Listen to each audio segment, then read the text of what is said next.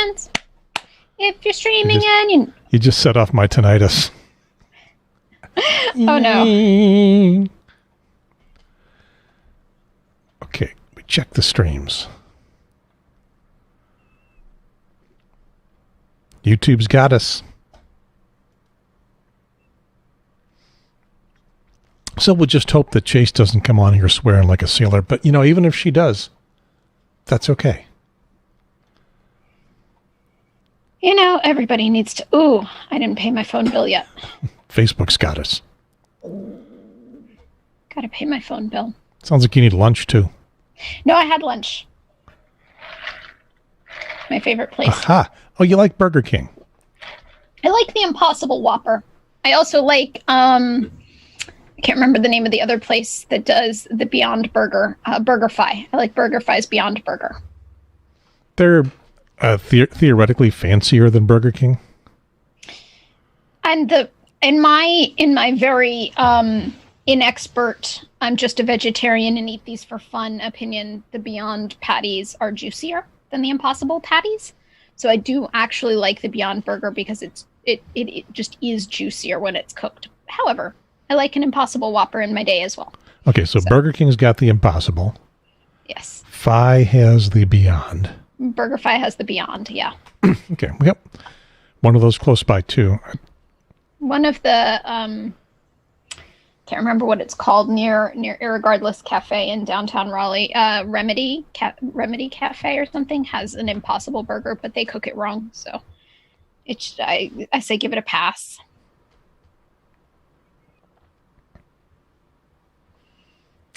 So I had a dream last night, or this morning, actually, early this morning, that we were doing the show and a breaker tripped somewhere, interrupting the show, and the dream went weird. And you guys were in the studio, but it wasn't this studio. It was some other, like an apartment someplace. Because we better be wearing masks in this time. I don't really remember. I'm surprised I remember anything from the dream, because I usually don't remember dreams beyond the 2 seconds after I wake up thinking, that was a weird dream. Oh, what weird dream? Okay, we are on the stream. We are live. I like this camera angle. The one over your shoulder? Yeah. I mean, I have a different over-the-shoulder, typical over-the-shoulder. But I moved the camera over a little bit. Okay, I've got a call coming in. Sarah, talk to me about how much pre-hurricane you're experiencing. Not terribly much down here. I mean, it seems like normal rain. That's what we've got too. Well, I mean, it's sunny right now, but... Same. I don't know. I have friends out on the coast. They say it's just standard North Carolina summer weather. Yeah. I have friends in Florida who are making fun of it. Yes, that's also what my friends in Florida are doing. Because as you know, every year we have to try and meme a hurricane off course. Because we at least like to make ourselves believe that this is possible. And Sarah, be careful. You're on the stream. We're live. The only thing you have to be careful about, you can say anything you want other than something you don't want the entire world to hear. Well, I mean, so far, so good. Okay. And hi, welcome back to the show. I got to go email our guest the Zoom link again because she didn't get it. So I'll be back. You guys can entertain the audience. Well, Jen, you're going to have to be visually entertaining because all I have is a disembodied voice. Yeah. So what are we doing for memes for this hurricane? Oh, is the meme that nobody can say it properly? Say its name properly? I can say it. Can you? Yeah, I've been practicing. Isaias. Yeah. Which I think is Gungan. What country is Gungan from? It's from Star Wars. Oh. It's on Naboo. It is a country. We got to diversify names at some point. Okay, let me go do the Zoom thing here. My problem was like trying to marry the accent mark over the second A. Well, the first A, I guess, S-I-A. Yeah, the accent mark over the A with the International Pronunciation Guide, which didn't seem to put the emphasis on that A. And then all the millions of people who are like Isaias. And and all the people who are trying to tell people how to say it, they were like, no, I'm sorry. The correct pronunciation of this is because I said it. And all the British people are funny with that. Because England. In England, it is never how it is pronounced in its native country. It is always how the British people have decided to pronounce it. Thank you very much. End of story. Well, that's how language evolves. Yes, with their herbs. Herbs and then sometimes they're just going to completely change the way that things are spelled and the way they're pronounced. Aluminium. Exactly. Color war. Well, again, that's the wonderful richness of language. And then you've got, even within one language, your words are going to change meaning over time anyways. So just never be married to one way of speaking. I am currently reading through, because I have a book club, and we are supposed to be reading A Terrible Thing to Waste by Harriet Washington, about the cognitive effects of environmental toxins. Instead, I am reading Because Internet. Because there's no better way to make a book lose desirability to be read than to have to read it for a book club. That is true. And it just so happened that Overdrive said, oh yeah, Because Internet is also available to check out. And it is about the lingual shifts that have taken place on the internet, including the fact that everybody keyboard smashes the same. Because we keyboard smash our home rows of keys. Because we all took the same touch typing classes. Whereas in reality, you could keyboard smash anywhere on the keyboard, but we don't. And so I'm reading that. I checked that out as well, and I am preferentially reading that book. What's a keyboard smash? You might have to loan that to me at some point. I will loan you my library card. I don't know if I can loan you because that's right. You download it? Yeah. Oh. It's an ebook selection from my public library, and I know you're not supposed to lend library cards, whatever. I will take full responsibility for you not returning that on time, and I will pay all the fees, because you can't not return it on time when it's an ebook. That's true. I don't know. I just got a hard copy of my favorite book. I decided I needed a hard copy of it, so I'm appreciating paper books again. And there is Chase. Hello, Chase. Hello, can you hear me? I can hear you loud and clear. Awesome. We are live on our stream in the pre-show. And nice. So it's just a warning so that you don't divulge something that the rest of the world shouldn't know about. keep your social security number to yourself at this point. I know we talk about it before he starts the streams, but now is not the time. Everybody knows your social security number anyway. It would be nice if they paid my taxes for me, since they already know my social security number. I mean, I'm just saying, I feel like this could be a very mutually beneficial relationship. You use my social security number for whatever you need it for, and you pay the taxes. We all benefit. So, Chase, that is Jen that you're hearing and seeing. Hello, Jen. Hello. And who you will hear and not see is Sarah. Hello. Oh, gotcha. Hello. Sarah's on the phone. Sarah's in the land of no internet. We'll find out why in a little bit. Gotcha. And I'm Gary, and I'll push a button so you can see my face. Nice to meet you, Gary. The rules of the show are: you can say anything you want. You can swear. You don't have to. We don't a lot. We're not like sailors, but now and then something comes out. And it's very informal. We converse, we crosstalk, we chase rabbits down holes. Is the lightning striking the Ardu runway on our list of things to talk about? It isn't, but you can. Yes, we should talk about anything. Yeah. So we'll do we've got a list of things, but we often vary from the list. You're the first thing on the list after the extensive introduction. Nice. where we waste a lot of time. So, Sounds good. Yeah. So, and we attempt to have fun. And we can get away with that because there's no boss. We're not. He's the boss. We don't have to make anybody happy. We don't even have to make me happy. And That's awesome.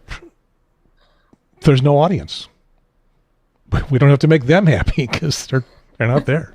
And even if they were there, we wouldn't care. I love that. So, I mean, there's a little audience. There's a couple hundred people that'll watch this within a week or so.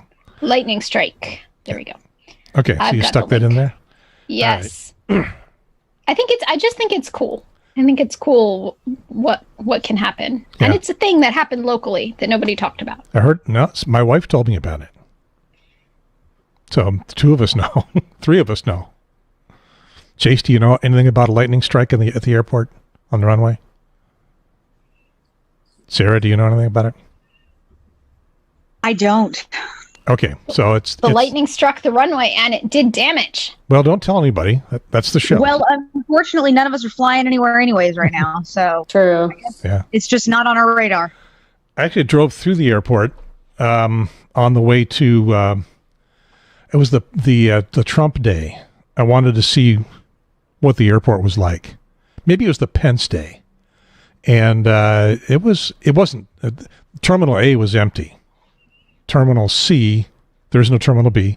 Terminal C, maybe that's Terminal 2 these days. It wasn't hopping, but there were a lot of people there. There were people there. All right, so the gang's all here.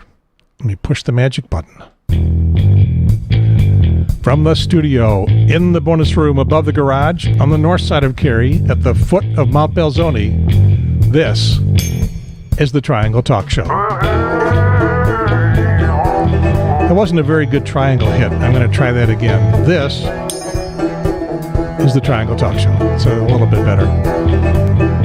I'm Gary Pierce, sequestered in the studio above the bonus room and all that stuff. And Jen, it's your turn. And from the Yellow Room, on the border of Carborough and the People's Republic of Chapel Hill, sequestered at the foot of the real mountain, Mount Okanichi, and on the side of the hill with the chapel up top, I'm Jen, host of NannyCast. And Sarah, Brendan's not here, so it's your turn. And from somewhere in my house, halfway between Raleigh and Fayetteville, in the tiny little town of Andrew with all of my animals, I am Sarah Wagner, your token libertarian. What animals? Can't you see them? I see. I see. By the way, audio only podcast. The joke is that Sarah doesn't have video. I see the hedgehog. It is nice though that I don't have to apologize for all the animals walking in front of the screen when there isn't one. But we would like to see them walking in front of the screen. It's one of the nice things about this show. Anything can happen. Together, we are the best team of podcasters in North Carolina, and I say that just because I'm a big fan of empty puffification. I do remember you once teaching me that better is a protected term, but best is not. So that is true. As long as we're just as good as everybody else, we can all be the best. Yes, that is true. It's called parody advertising, and better is better than best.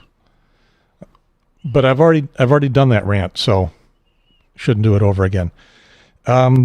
This is episode 105. Yeah. Why do I say 102 on my rundown? I don't know. It's 105.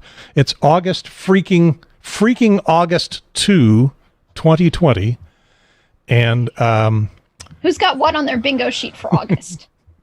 Because I've heard it's the return of the murder hornets. They actually captured a new one in Washington State. I heard murder hornets. I have no idea what they are. They're just big hornets. Okay. Do they murder things? Nothing that normal hornets don't murder. They're just bigger at it. Oh. All right. The title of the show is Vote Young and Vote Often. We're going to get some civics in here today. I know that sounds wrong because what you're thinking is vote early and vote often, which is, the vote early, vote often. But what I mean is vote in every election. Just vote once, but in every possible election. And we have a guest from something called NCPIRG. Talk about just that. And welcome to the show. I got your title right here, Chase. Chase Barnhill. Hey, good to be here. You are in the visibility group. I am. We have a bunch of different groups with NCPIRG, like institutional group and, campus organizing, outreach, and I'm part of the visibility team. And is students sort of a subversion of all of the PIRG? Yes, it's different than the national PIRG organization. This student PIRGs is just mainly focused on like campus outreach, and it's focused on college communities. It's student run pretty much. So. Okay. Jen knows PIRG. Yep. I had a roommate in college who was a student NCPIRG. Nice. Don't want to say volunteer intern, maybe. So for the audio audience who does not know, they're just hearing us say PIRG. It is NCPIRG. And would you mind telling us what that stands for, Chase? Yeah, it stands for the North Carolina Public Interest Research Group. Which is really deeply hidden on the website to find out what that is. It's in the FAQ, but everywhere else it's just either it or you don't, or maybe it's like we're KFC or IBM. We don't want to explain. Did you just pronounce FAQ as if it was a word? I did. FAQ. I think you did. You don't say FAQ? I will now. I like that one better than triangularians. We haven't gotten to triangularians yet. Okay, so now, Chase, you just have to kind of cool your heels or jump in. Doesn't matter. But we'll ask some details about you and the group and all that stuff in a minute. He's got to tell people who have found us how to find us. Yes. We got to brag about the show a little bit. The Triangle Talk Show is a YouTube show and a podcast for the Triangle area of North Carolina. Although we are a video show, which is obvious for those of you watching us on Facebook Live or YouTube Live, we identify, much to Jen's chagrin, as a podcast. When Brendan comes back, he'll have my back on this. Yes. Note. Don't worry, Gary, I'm on your side. The big-ass microphone. The big-ass headphones.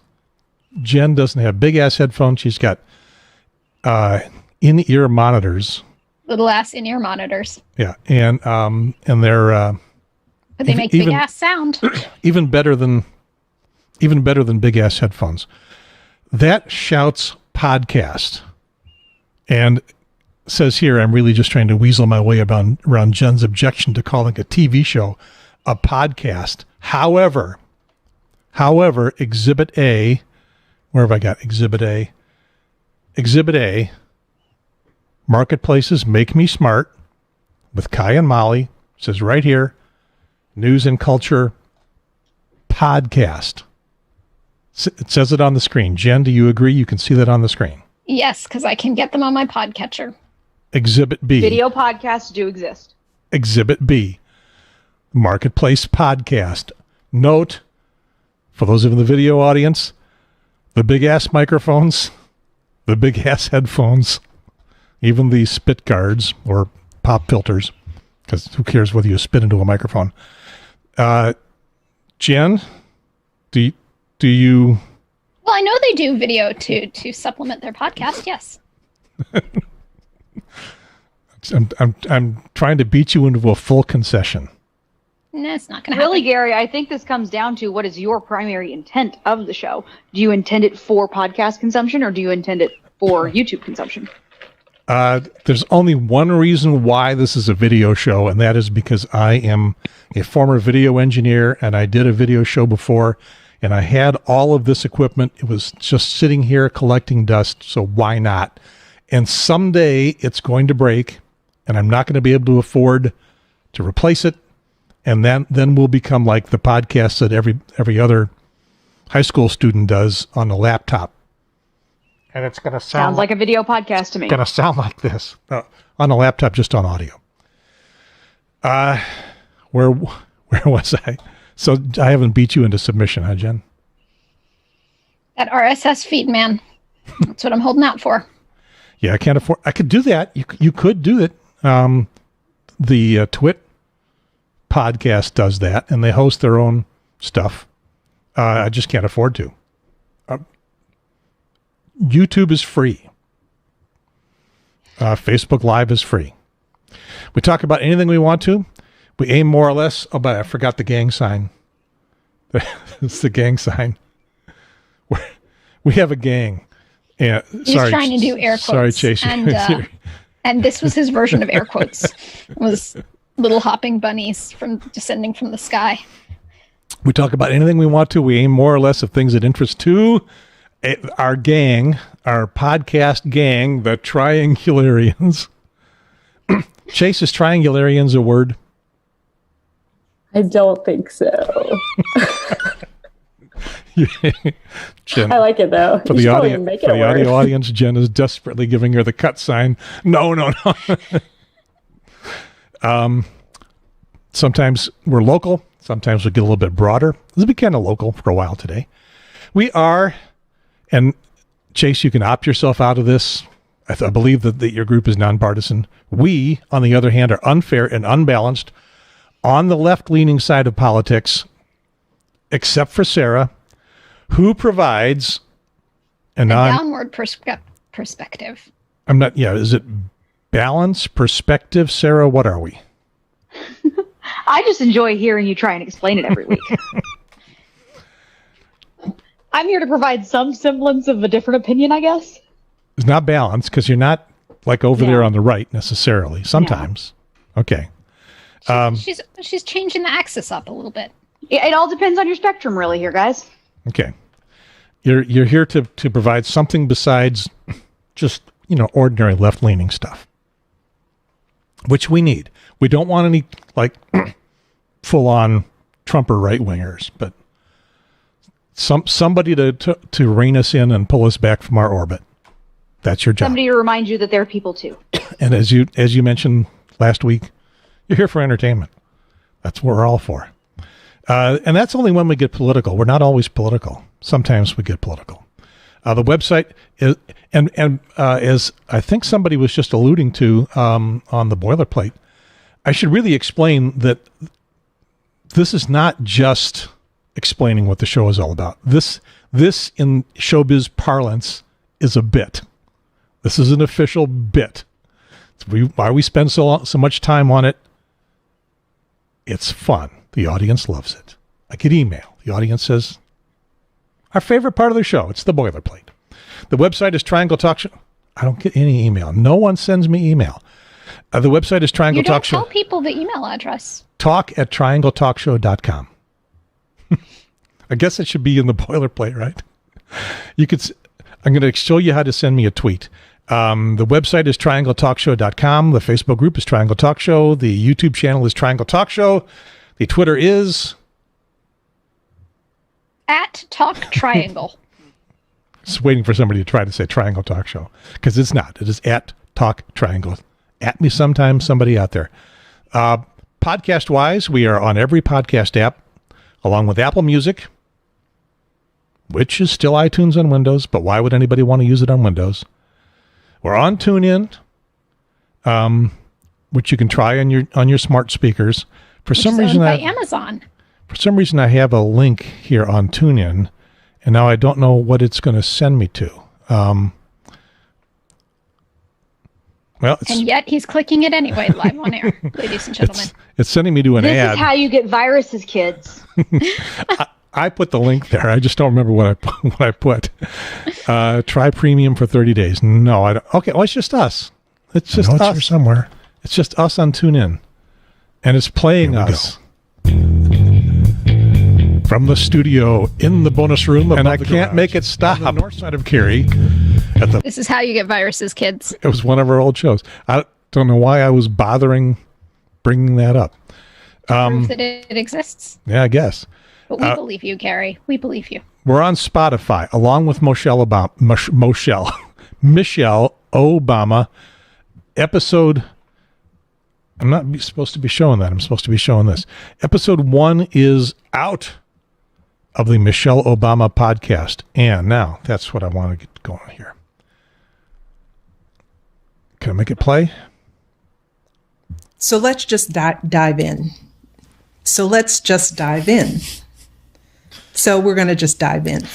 Okay. We're recording this for the toppers. I know. It's just funny. Did you get that without the laugh? No, I was snickering. I'm sorry. I'll be quiet. And so that is an effort to be relatable.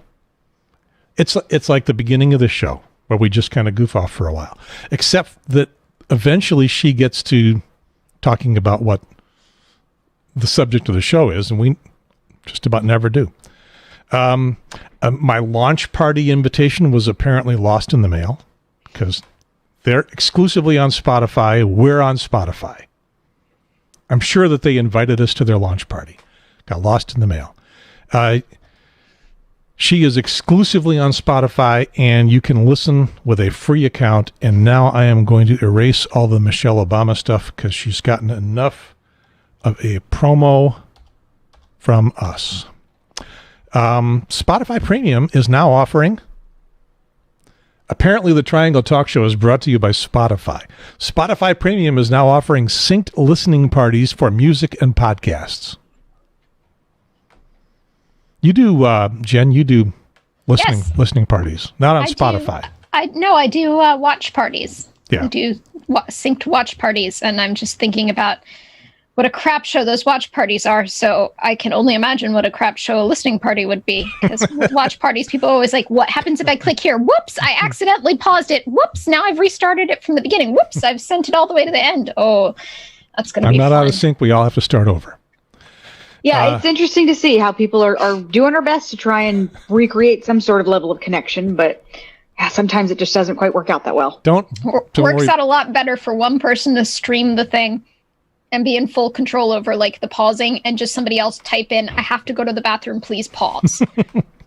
Don't do any of that much fewer stuff. Technical hassles. Look, this show lasts long enough to carry you all week.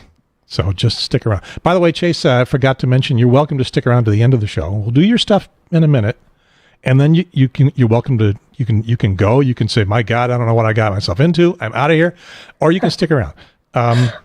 Your choice. I heard about synced listening parties on Spotify on WRAL on their news. I have no idea why. WRAL also did a report on about, because it's a 4-inch tile, I would have to say like 1 square inch, maybe 1 by 2 inches of what appeared to be soil, a pen cap, a condom wrapper, and what looks like the very papery end of a paper straw wrapper being found in a dorm room when they went to go move their kid in. So I think WRAL is really like scraping the bottom of the barrel. Well, they're all set now. There's a hurricane coming, so they're good for days of never-ending news. We're on Stitcher. I don't really know what Stitcher is, but we're on it, and we're on Google Podcasts, and now on with the show. And Chase, really, you're going to be next, but I do have to promote something else.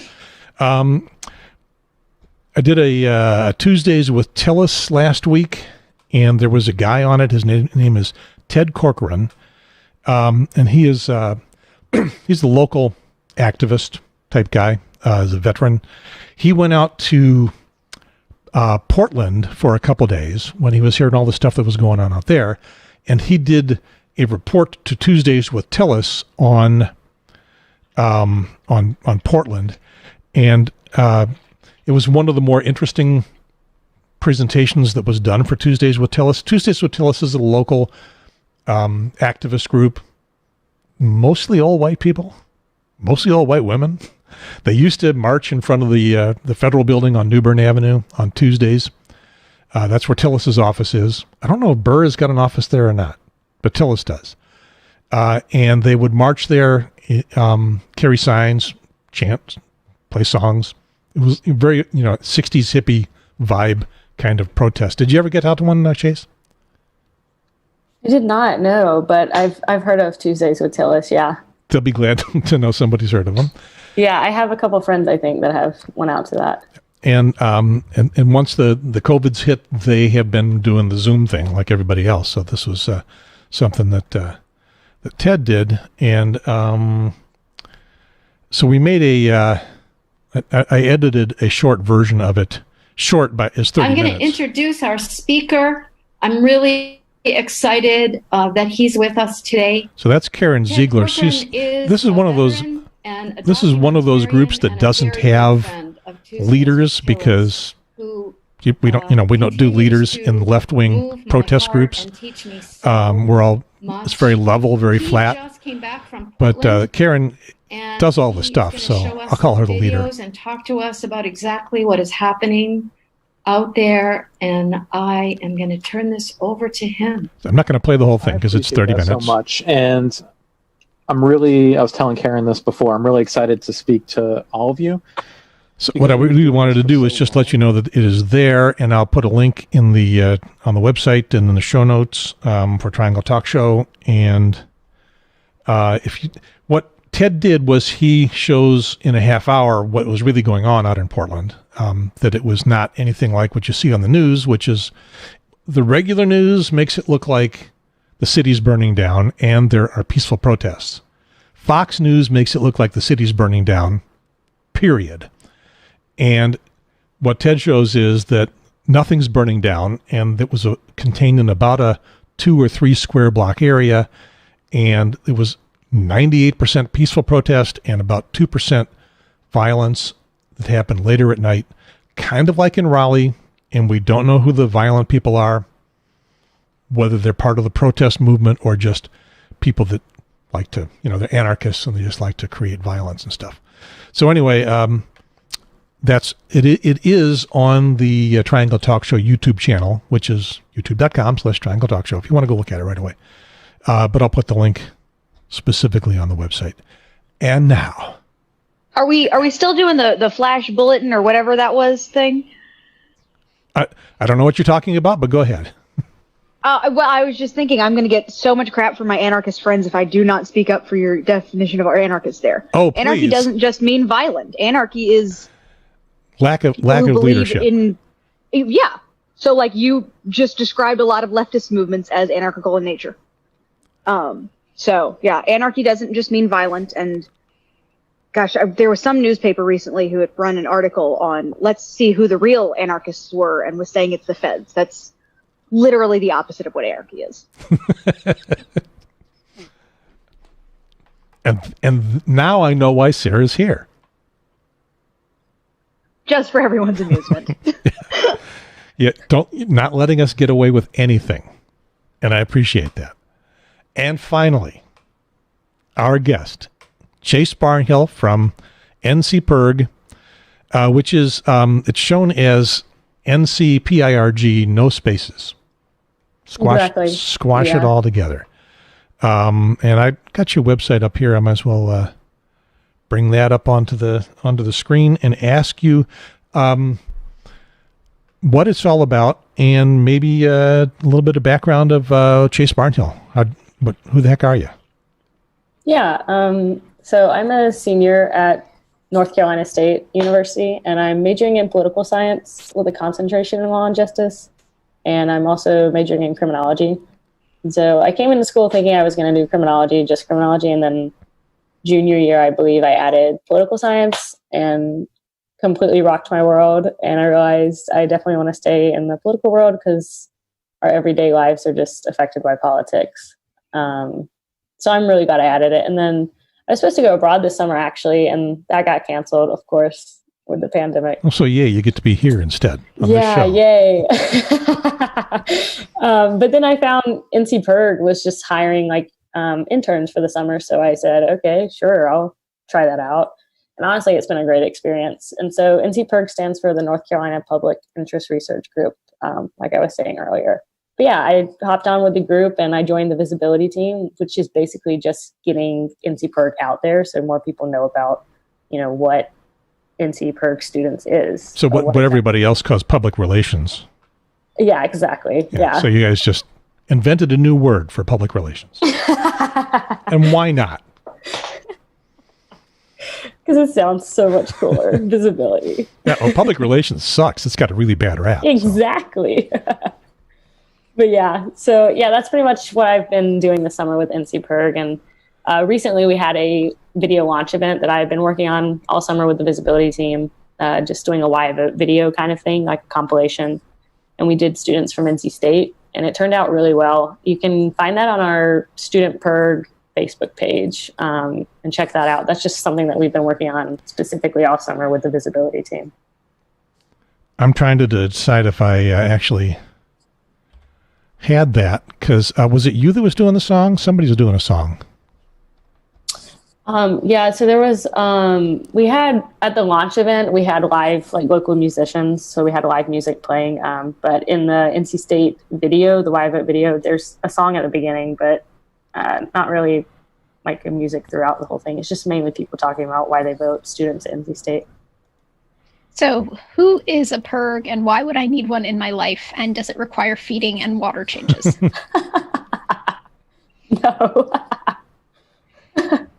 But Student PIRG specifically, we're really looking at, you know, the younger generation, and specifically college students, and getting outreach on college campuses for things like, so this summer we've been working on the New Voters Project. So that's basically just getting the youth generation, because we are the largest and most powerful generation, just getting them out to vote, because young people have a problem with that. So they do have a problem with that.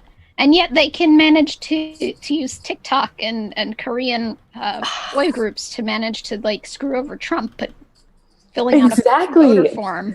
Yeah, but, like, registering to vote is too hard, you know? It's kind of mind-boggling a little bit. But so this summer, basically that's what we've been working on all summer too, is a lot of phone banking, you know, since we can't be out canvassing or setting up tables on campus or anything.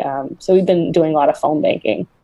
Yeah, see, those are usually the kind of things we'd be doing. What you would do if you could go outside and be outside. If we could all be outside. We're looking at pictures from the website. Yeah. And, you know, even when we're not doing, like, the New Voters Project, because we're only doing that really because, you know, the big election's coming up in November. And, of course, you know, it's just important for our generation to get out and vote. We do, like, sustainability. So a main thing that we focus on is, you know, really the environment, and we're switching to, like, the divestment of fossil fuels. So, and we're looking for a plastic-free world, something that we're going for. Yeah, there's our live stream event we had up there. I got to work with Melanie Flowers too on that project. She's the student body president at NC State. So she was really awesome. Great guest star that we had on that event. So. Okay, I was going for the virus catching again here. Does this do something? No, that was just... It looks. That's what it does. It looks. You can look at it. Oh, okay. NCPIRG's Pumped at the Polls. That's Win right. a cake from Ben & Jerry's. Right. Is it sad that we have to bribe people with cake? I mean, I remember in college, I'd do anything for a free t-shirt or a free meal. Is it sad? It's kind of sad. Yeah. Like, that's one thing that we were just thinking about, because we wanted younger people to be on our live stream event. So, because that's our target audience. And it was just like, what can we do to get more young people in on this? And it's like, okay, I mentioned to my friends, it's, you know, there's a prize involved with it, a giveaway. And it's like, oh, okay, yeah, I want to do that. Well, here, you can tell them that I'm going to go vote. And so if they don't want me to make their decisions for them, they better vote. Exactly. To counter mine. Exactly. It's like, okay, we have the option and I'll give them cake. Yeah, it's like we have the option, okay, we can let all these other people and other generations decide our future, or we can go out to the polls and decide our own future, you know, because we are the youngest generation. So vote, you know, like, your voice really does matter.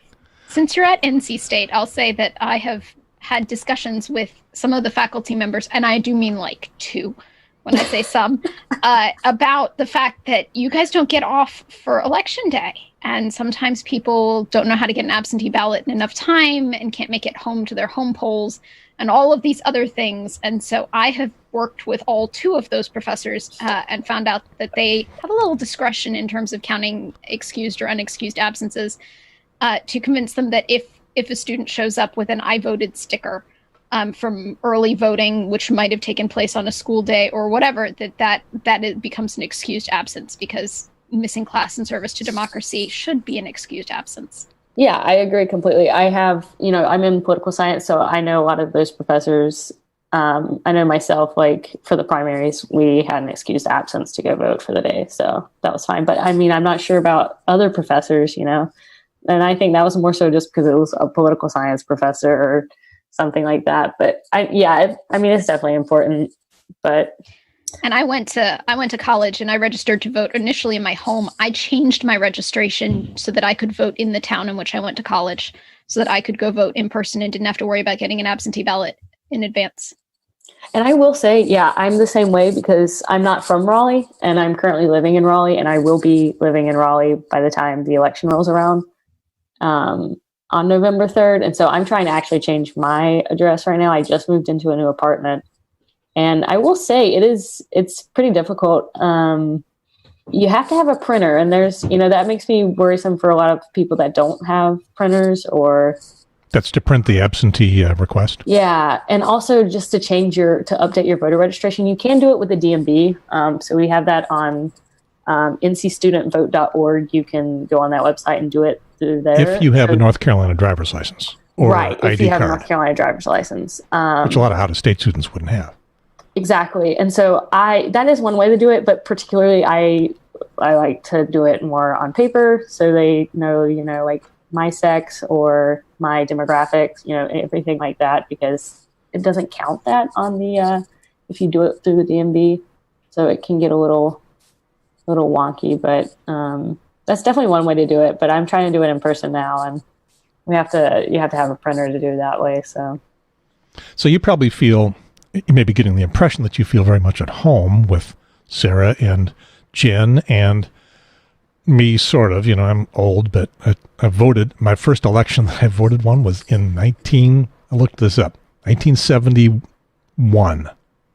Wow. Is that when Nixon was coming, when he was running? Yeah, it was Nixon, McGovern. And I'm pretty sure I voted for McGovern, but I don't really remember. I voted for Chuck Percy for congressman. He was a Republican. That's back when they had liberal Republicans. He may have been the last one. This was in Illinois. I'm not going to argue on that one. Yeah, my the Democrats are not even liberal anymore. My 21st birthday was late October. Some Democrats are. That's a show subject, by the way. My 21st birthday was in late October, 22nd, so just before the election, so just in time. And you had to be 21 back then. Wow. Oh, yeah, that's right. I remember I was going to college, and one of my college projects was to go talk to high schoolers to convince their parents to support the 18-year-old vote. And the feedback I got from anybody is, my parents don't listen to me, so you're wasting your time, and I would be. So anyway, you feel comfortable here in this group, but what about your college peers? Is anybody listening? Yeah, so that's the thing too, is I have a couple of friends that they used to believe that, I don't want to get involved in politics. My voice doesn't count, like this doesn't affect me. And I think definitely recently, no matter how much I might get out to vote, especially like during the primary, I only knew one of my few friends that were like that actually did go out and vote. So it was a little sad. And it's like, no matter how many times you have that conversation, it was like, oh man, they won't change their mind. It's like, if I can't change their mind, who the heck can, But then recently, I think it just takes something eye-opening that happens in society for people to be like, okay, actually my everyday life is impacted by politics. And I think all of my friends now are like, yes, my everyday life is impacted by politics. My vote matters so much. And it's like, yes, finally. So it's really awesome. I think we're going to see a larger turnout this year with the youth generation. I really do believe that.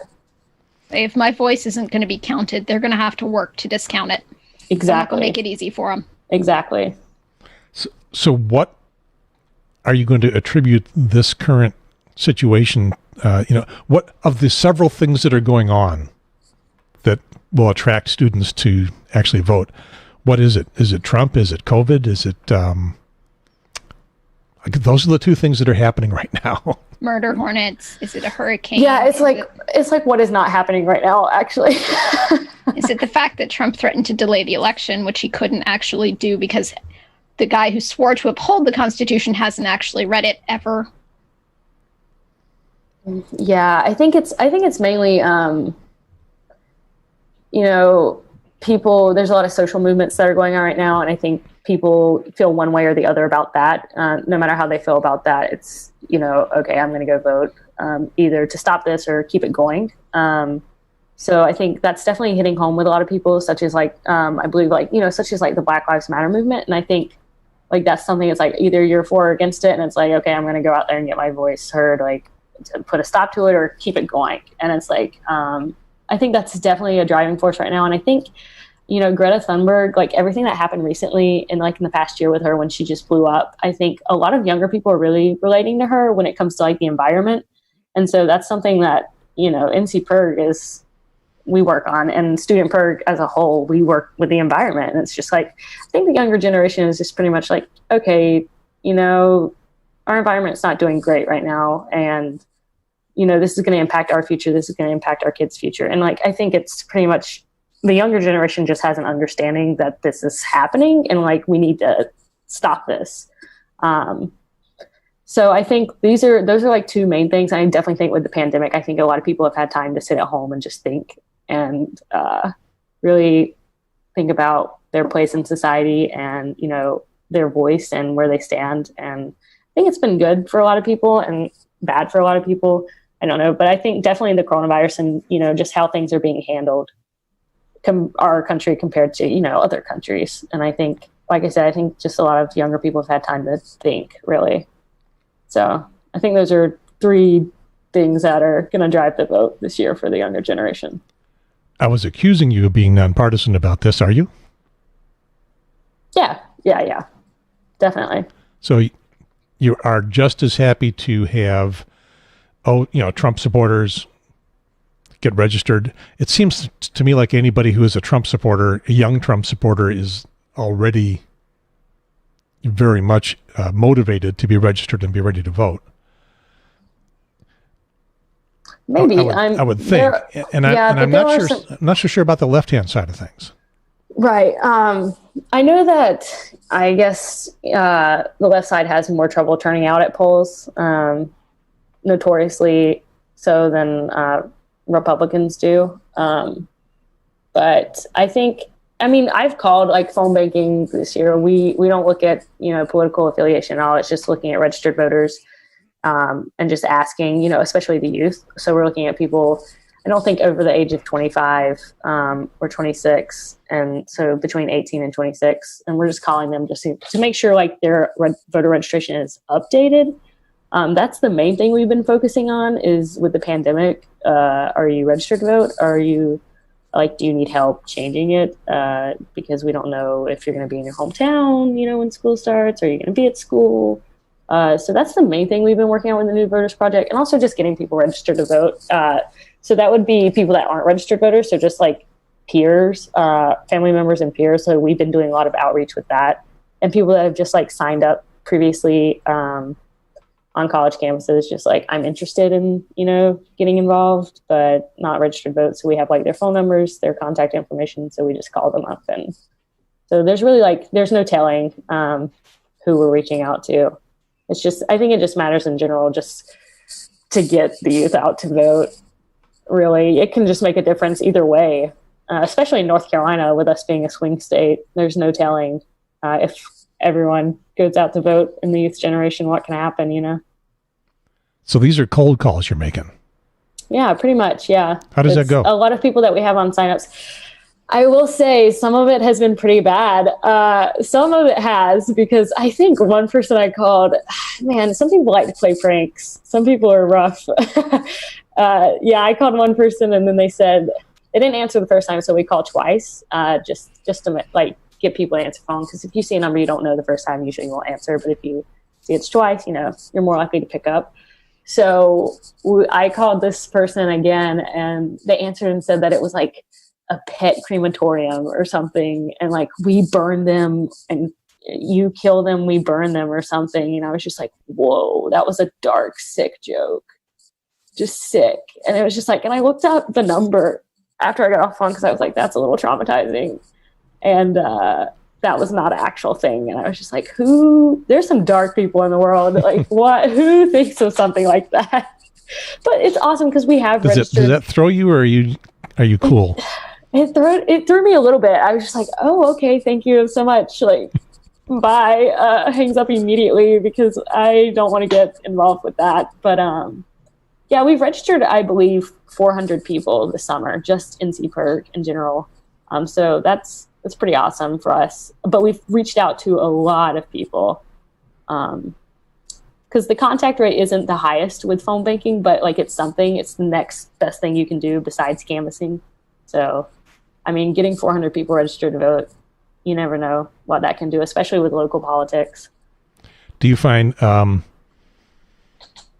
you're running into a lot of people that don't have a good idea what it is they need to do, maybe don't even know if they're registered or not?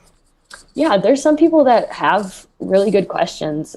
So there's some people that I know have asked me that, you know, they're living in Virginia right now, but they're coming back, I believe it's like 40, 50 days before the election. And it's like, yes, absolutely, you can register at the address you're going to, because you have to be registered, you know, at that address 30 days before the election. So it's like stuff like that people don't normally know, that we're here for them. And like a lot of people don't know that in North Carolina, you can update your voter registration online now.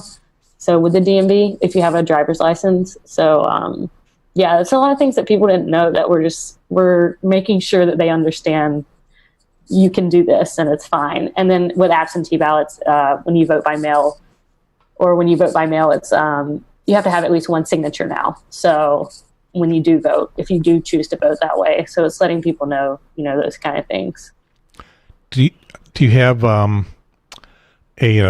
stand, an opinion, or a platform on absentee voting in particular? I mean, me personally, yeah, I think it's extremely important, and I think you know, NCPIRG in general could just say, like, this is one of the main things. We're not pushing more so for absentee voting right now. We're just making sure people are registered to vote. But me personally, I'm saying, you know, I think it's important, especially with, you know, COVID, just for safety measures. You know, it's a pretty important thing right now. But there's speculation on both sides. But that was just, you know, me personally, I think it's very important just to have a safe way to vote this November, keep Americans safe. But NCPIRG as a whole, we're not really focusing more on that, just making sure that, you know, the youth generation is registered to vote and they've updated their voter registration. And if they do have questions about that, letting them know, hey, this is how you can do that. Okay. I'm going to step away from just voting and ask some more generally what NCPIRG is all about, unless there's something more about voting we have missed or need to know about. I think we hit it. Register to vote. Do it. And Jen is having a bad wig day out there, I can tell. Yeah. Will not stay out of your eyes. No. But I was just thinking that I have threatened, I said, if they're going to get froggy with the absentee ballots, I will show up and risk my life to vote in person, because I'm not going to let democracy go down like that. Like, if it kills me to show up, if I get COVID and die, it'll be for a good cause. Yeah, talk about being a martyr. I'm down for it. Let's go. Yeah, I'm going in person. But that's just walking to the end of the block for me. And wearing a mask goes a long way. Yeah, and I am leaning toward doing that. And for all of the vote by mail stuff that I'm hearing, that it's safe and that it, you know, fraud is not the issue. Fail is the issue, I think. And you know, Trump is trying to undermine the post office. Yep. So that's the conventional wisdom, or the advice that I'm hearing on vote by mail, is if you're going to do that, send it in as early as you possibly can. October 30th is what I heard. Yeah, I've seen a lot of things that said your election day, if you're voting by mail, is October 30th at the latest. So the election itself is November 3rd. That's pretty tight. That's what makes it a deadline, because after it, you're dead. Okay, so what's the soonest? Well, you can't do it. You can't vote by mail today because you can't get a ballot. You can ask for a ballot. True. You can vote by mail the instant you get one, though. Once they send you the ballot. We don't know when that's going to be. Well, the Republican National Convention has to figure out what it's doing with its life first, I think, because they don't have a candidate if they haven't had a convention. Right. Well, Democrats don't have a candidate yet either. They can't. Yeah, but they know what they're doing with their convention. Yeah. The ballots can't be printed until all of the potential candidates are known. Hey, but Sarah, your team has a candidate. Yes, we do. She's the only female candidate in the race at the very least. At the moment. And it is... What do you mean only female candidate in the race? Only female candidate on all 50 states. How about that? Is that an acceptable caveat? On the ballot. Oh, that's right, because Jen... That's very necessary. Jen is a presidential candidate, as we learned last week. I paid my money. I'm of age. How much is it? Not all states allow write-ins. Not all states will count. What is it? What did it cost? $2,000-ish. You paid $2,000 for a to take the news story away from Trump? Absolutely. I'm trying to come up with the word that I want to describe it. Because back in 2016, was it? Like the day after the election was over, the news stories were all Trump is the only person registered to run in 2020, and Sarah was there at the Kids Museum when I got convinced to apply to run, and I applied to run. And then when people still said Trump is the only one, I contacted the news organizations and went, actually not the only one. So rather you were than the cover second. Me, they decided to stop covering him. You were the second person to register to run for president? I don't know. I just know that he was not the only one by the time I registered. I don't know if anybody else scooped me to it, but I do know that I contacted local news organizations and said, you can't say that anymore. That is hilarious. And what did they say? They said, oh, and then they stopped covering him rather than covering me as well. Can we look up who is registered somewhere? Yeah.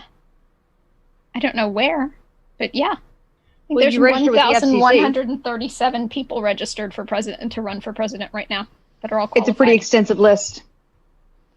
All right, and they all paid $2,000. I was going to call it a vanity campaign, but it's not. It had a purpose. It had a purpose. I wanted to remove the news spotlight from Trump. So satirical or protest maybe would be more appropriate. And it worked. It was the best use of money yet. So, Chase, you are side by side on screen with a presidential candidate. Amazing. Didn't think that was going to happen on a podcast, did you? I did not. My campaign slogan is, "Why do you want to kill me?" And and the whole point of the campaign is maybe we shouldn't make decisions that end in death.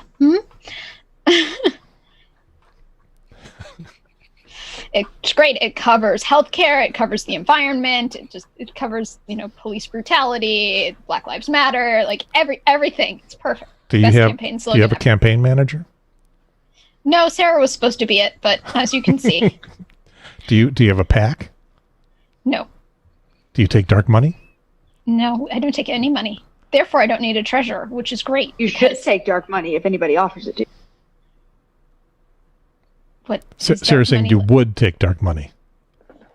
No, because then you have to have a treasurer, right? I don't want to have a treasurer. There's all these campaign. You can be your own treasurer. In fact, if you have a campaign, if you're registering yourself in any capacity in North Carolina so that you could even have a write-in vote be counted, you got to have a treasurer, but it can be you, which I really, really do not recommend to anybody who's ever thinking of running for office.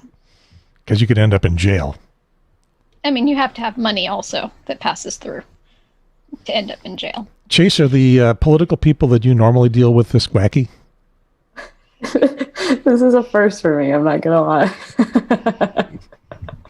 I love this. I would like to point out that you guys asked me if you could come on the show. I didn't go looking for you, so it's your friend Hannah. Right. You can blame her. If anybody else out there in the world ever wants to, it's a good use of money, and it steals the news headlines because then they can't praise certain individuals for being, super on top of things when they're not the only ones super on top of things. Did that really work? Like when you did that?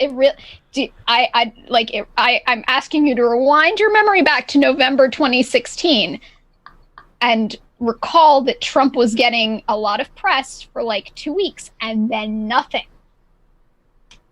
There's a reason and then nothing. because Trump's claim to fame evaporated. It was me, and then I think like some wrestler got really noisy about how he'd registered to run as president, and like somebody else, and like then the news just stopped altogether covering who had registered to be president or to be electable as president in 2020. Just stopped covering it because it was becoming a big thing, and hadn't covered it again until Kanye. And you did this back in 2016? Yeah. And say Sarah will back me up. We were in a children's museum, and like slowly the plan came together because I said I was tired of hearing this, and Sarah went, "You're old enough to be president," and I was like, "Oh, I am." And then she's like, "Yeah, it's just this form. My friends, if nothing else." Like, it's just this form. I can help you fill it out. She pulled it up on her phone, and it was super easy to fill out. You registered for president on a phone. Amazing. I am an electoral enabler, if nothing else. But you're not her campaign manager. She offered to be, and I said, "Of what campaign?" And then we did have to fill out, I think, a treasurer, and Sarah said, "Well, yes," and then treasurer. And I said, "Cool, since I have $0, that should be easy." And then Sarah's like, "Yeah, but if you get any money," and I was like, Nope, we will not be accepting donations. I am not dealing with that. And then we had a conversation about the reality of a campaign with no donations. And hey, as long as everybody is comfortable with whatever level they're engaging, I am supportive of people being more involved with politics. It did the thing I wanted it to do. Hannah, do not promote Chase's appearance on this show. I'm sorry, this was a waste of time. I just learned something new today. This is awesome, though. There you go. For you older college students, those of you who have gone back to college at a more advanced age, you can do more than just register to vote. You can register to run for office, merely to shut down the publicity other people for those same positions are getting. You know what? There are actually a few good reasons to run for office, even if you're not willing to run like an active campaign. People who want to run because we have a really bad habit of having people who get reelected to office with absolutely no contested seats. So that's one way that we end up having, people in office that nobody likes for 20, 30 years because nobody is willing to stand up and say, actually, even though I don't know exactly how to do the job, I think that I could do it better. And I do believe that I mentioned that a couple of times in my campaign statements. I went, listen, I don't know how to be president, but I can do it better than that one. A lot of that going around. It's like, if that's the bar, I definitely am above that. I don't know that I'm anywhere near Obama, but I'm better than that. So, Chase, you got to be 35, so you got a ways to go, but you can think about this for a while. Right. And I'll keep it in mind. Work your way up. Do you have political ambitions? Running for office type? Yeah, not in that sense, I don't think. Yeah, I don't think I would ever be a politician myself, but I think in the world of politics, I think I want to do something more along the lines of like me myself, like something with social justice or maybe being a civil rights lawyer or something like that. That's something that I'm interested in. I mean, behind every candidate there, or every office holder, I guess, there's a medium to huge staff, depending on the level of the office. Would you want to work for a candidate? Work for a politician? Yeah, maybe if there's a politician, I really, really liked 1 year when I'm a little bit older, I guess. I'm getting there, about to graduate though, so I'm going into the adult world. But I think if there's a candidate that I really love, I would absolutely join the campaign. There's no doubt. So there's only one, Josiah Bartlett. The only honest politician in the world, because he's Martin Sheen. Why have you forsaken us? Fictitious. Okay, you apparently have watched The West Wing. You're not too old, too young for that. No. Okay. I guess anybody in political science, that's practically required viewing, isn't it? Okay. I wish it was back. Hasn't been another show like that. This is my first podcast interview, and this is the craziest thing I've ever done. I love it. Just let this be a start. It only gets better from here. I'm trying to get my North Carolina state senator on the show, Wiley Nickel. I contacted. I made the mistake of sending him a direct message off of Facebook, which went to him, and he said, "Oh, I'd love to do it. Here, contact this guy." I think it's his son that does his communications arrangements, and it's like, well, he's too busy right now, and I keep going back and back and back, and it's like, he's not busy can't right do it now. now, can't do it this week. So now I'm trying to just shame him into it. The session's out. He's not busy right now. He left it where school starts in a week or 2 weeks. I will say that was something that was so difficult transitioning to online virtual stuff with NCPIRG is when I was doing the video, I had to do a lot of outreach, and the amount of people I would reach out to, and I had some people that said they would do it, and then it was just like, oh, I'm busy right now. And it's like, wow, doing what? Are you busy doing? Like, no, you're not. None of us are busy. What are you busy doing? So you but it is. It's a weird thing. That's a lot of us. It's like you seems like nothing is busy, but at the same time, a lot of us who've had to move our jobs online. You're like, actually, I'm busier than I've ever been. Right. I'm joking. I'm just joking. But outreach has been very different. Outreach has been so different than it would be in person this summer. That's for sure. So I want to ask what else you do with PIRG, but before I ask that, I want to know about being a student right now. You're an undergrad, right? That's right, yeah. And rising senior. All right. Which I actually only kind of learned what that rising thing meant maybe this year. It's like you're not a senior yet, but you're done with your junior year. You'll be a senior as you're going back. Hasn't started yet. Exactly. When do you start? You start like this week? I start on Monday, next Monday. Yeah. And it is August, in person? Pressure, that's real fast. August 10th? Yeah. Will this be in person, online, mix? Well, see, the thing about that is I'm taking 5 classes, which is pretty normal, 15 credit hours for a semester. And so that's 5 classes and 3 are online. 1 is hybrid and it's once a week anyway. It's a 3-hour class. So I'm thinking that just means, every other week I go, maybe half the class goes. And then there's 1 class I do have in person. So I'm curious. I'm thinking it's going to last maybe 3 weeks and this is going to all be online. Yeah. They just give up. They say, we can't keep people safe this way. Yeah, that's what I'm guessing. I give it 3 weeks tops. State's too much of a commuter campus. Somebody's going to bring in COVID. Exactly. And that's going to be it. Yeah, I mean, it's huge. There's so many people that go there. I mean, and also it's college kids. Like, they're not going to be safe. Are you in campus housing, in off-campus housing? I am off-campus housing, yeah. By the time you're senior year, you don't want to be in a dorm. Yeah, no, definitely not. And that's kind of the thing, though. If someone who does live off campus got COVID, they do have dorms set up for people that have COVID, but it's only people, I believe, that live on campus that can stay there. So it's going to be tricky. Now, the best description that I had heard was going back to school is going to be something between living in a monastery and living in a minimum security prison. Wonderful choices. It's all that, like, if you're going to go out and do anything, you're going to have tracking, you're going to have that contact tracing. But then there's going to be this social level of, like, you're going to get shamed for going to parties by some people. Glenwood and you're going to have South other people who shame you for shaming them.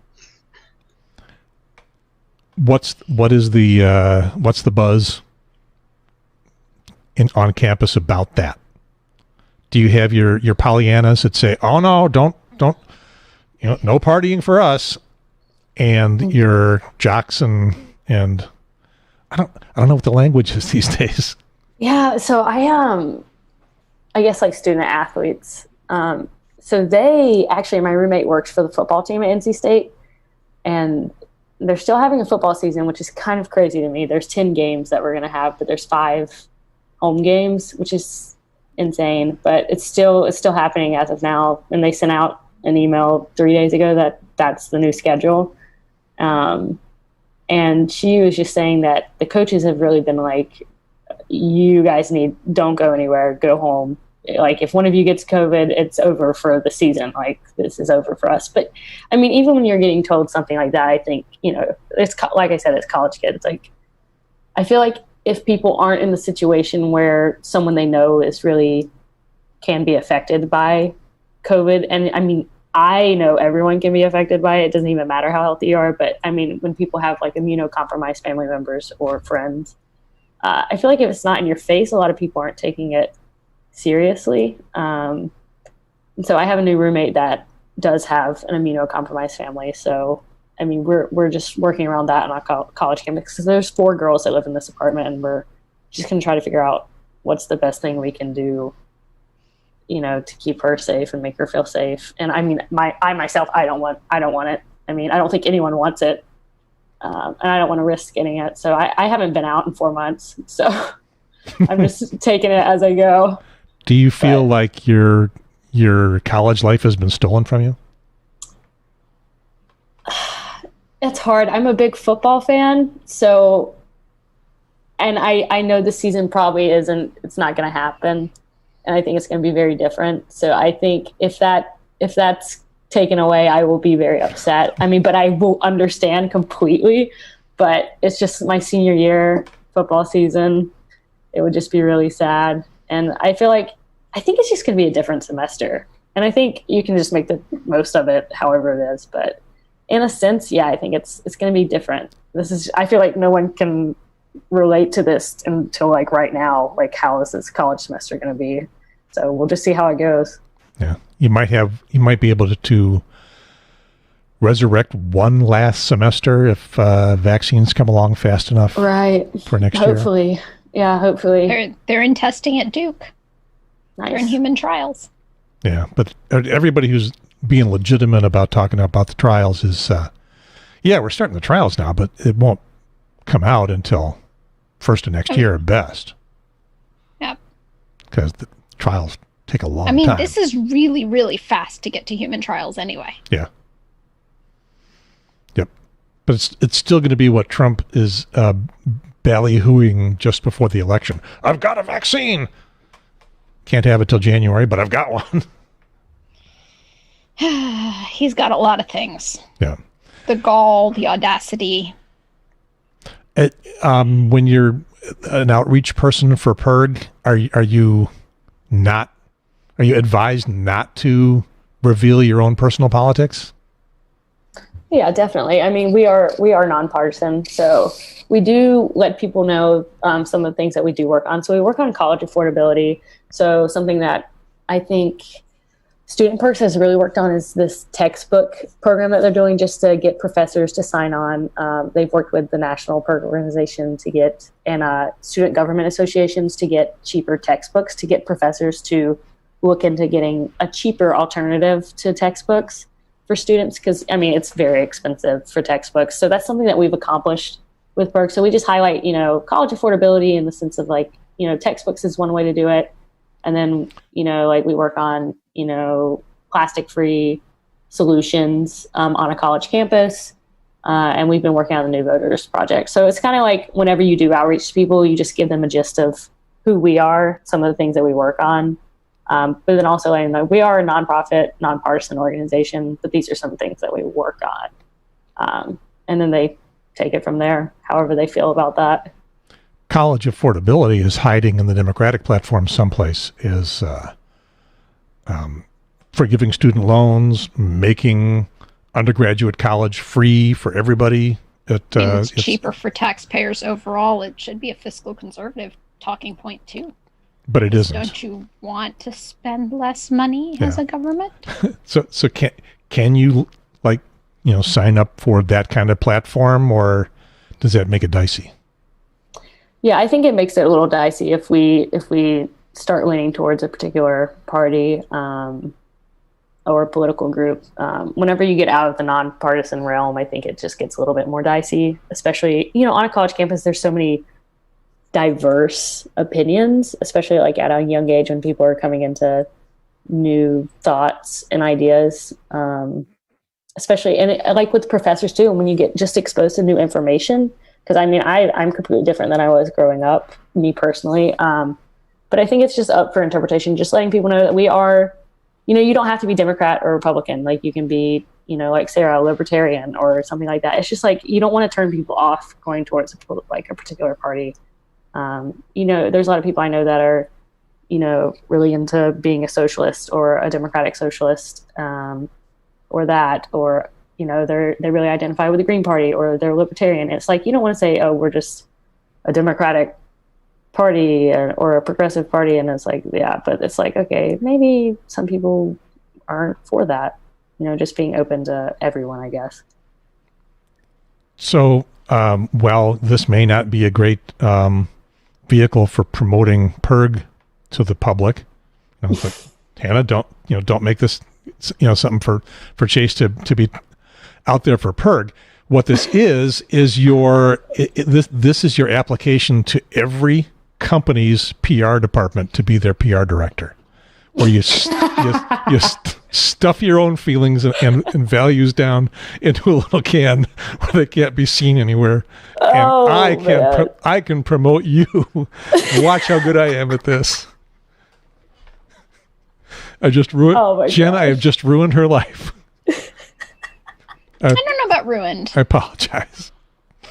I'm 70 years old. I've been through all of this. You're just beginning. I'm on the other end. Hear me out. I don't want to be doing public relations ever. Ever. That's not my end goal in life, if it means anything. But that's what you're doing for PIRG, right? It's what I'm doing for PIRG. Just more visibility, I guess. You know, just getting. That's why you changed the name to Visibility. Exactly. Hannah is going, what did I don't know. I talked to Hannah briefly on the phone. So. I like this difference between relations and visibility, because like public relations has this air of you're trying to spin things to make sure that you can make it relatable or really attached to the audience, whereas visibility is just saying, hey, we have an issue that we really think that you guys would be interested in engaging in, and we want to make sure that you even see this as an option. Especially with younger people, it's like, okay, this is something we're working on, and I think a lot of college students are like affordable college, like with textbooks, especially like when you have to buy textbooks, it's like, yes, absolutely, we can hop on board with that. Like, we don't want to pay money for this. Yeah, the UNC Board of Governors is either appointed by somebody elected or elected directly themselves. I can't remember which, probably appointed by somebody elected. So there's accountability there. So when they say, like, let's open campus, it's not safe to open campus. Like, heads can roll if you vote. Right. And it's like when we highlight the issues that we care about, especially with the New Voters Project, it's like you are going to draw in the students that care about this. So it can be beyond voting. It can be, you know, like one thing is voting, one thing is the environment that we work on, or something is college affordability. It's like stuff like that, just with textbooks and stuff. And it's like, you're going to find a lot of college students and a lot of the younger generation that can relate to one of those three things in some way. And it's like, oh, their ears perk up a little bit. It's like, okay, I want to be a part of that. I want to volunteer and be a part of that. Just getting more people involved. So I think, you know, that's really what we've been doing this summer. It has been more difficult with it being online, I would say. Because I really do like face-to-face interactions, which unfortunately, you know, we just can't do right now. But I think we've definitely, as an organization, done the best we could with this so far. So I'm happy with what we've accomplished this summer for sure. So a phrase has come to mind that I learned back in Alcoholics Anonymous, which I went through a long time ago. Attraction rather than promotion. That's what they're trying to do. Tell them they get pizza. Well, that too. Cake. And then you have to throw in stuff like that, like a free ice cream cake from Ben & Jerry's. Yeah. So what you talked about a few of the things that you were involved in. Are you personally doing these, or does the visibility use up all your time with PIRG? Yeah, so I've done a lot of phone banking this summer. I mean, we're required to have at least 10 or 15 hours a week. So, I mean, there's a lot of things you can get involved in. Phone banking's really been the main one. And text banking, a lot of that. And there's a lot of just outreach. So building a list of people to reach out to when we do have to contact people. So we have just a giant spreadsheet of a bunch of community colleges and a bunch of other universities and smaller colleges throughout North Carolina. And we have so many professors and, you know, students that we can just reach out to for a long time. So it's pretty nice. So it's a lot of, I've been doing a lot of outreach, I would say, this summer is what my main thing has been. I've been focused on outreach a lot, just recruiting people to be a part of NCPIRG, and then also recruiting people to be a part of our video that we had, our Why I Vote video launch event. So we had 2 of those videos that we released at that launch event. And that's really my baby this summer. My project is just getting people a part of that project. Is that this video I'm looking at here? That's the entire launch event right there. And that's Melanie Flowers, who is the student body president. And so I think somewhere on there we should have, could be it, the NC State. Let's see what I've got here. Wait, no, that's the second half of the live stream event because it cut off. Zoom did. Okay, I'm looking for the... Yeah, I'm not sure. Is that the Facebook page? No, this is your chapter's page. Gotcha. Yeah, it's probably on the Facebook page somewhere. I'm pretty sure it is, actually. Did I make a link to that? Let me see. No, didn't give myself a link. So I can see how fast I can come up with that. This is your Facebook page. Here it is. Yeah. So I'm gonna, if it's on our Facebook page, it's under videos. If you go to our home page, I'll drop it in the chat. Oh, that means I got to pull up the chat.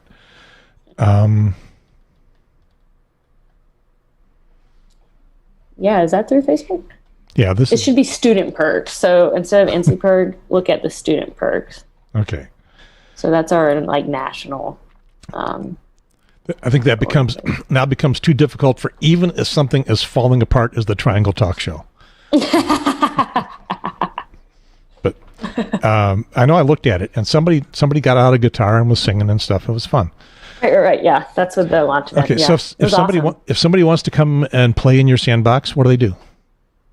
So actually, if people want to get involved, a lot of it is they can contact us at, I believe it's, join NCPIRG student email list that you can find on our website, ncpirgstudents.org.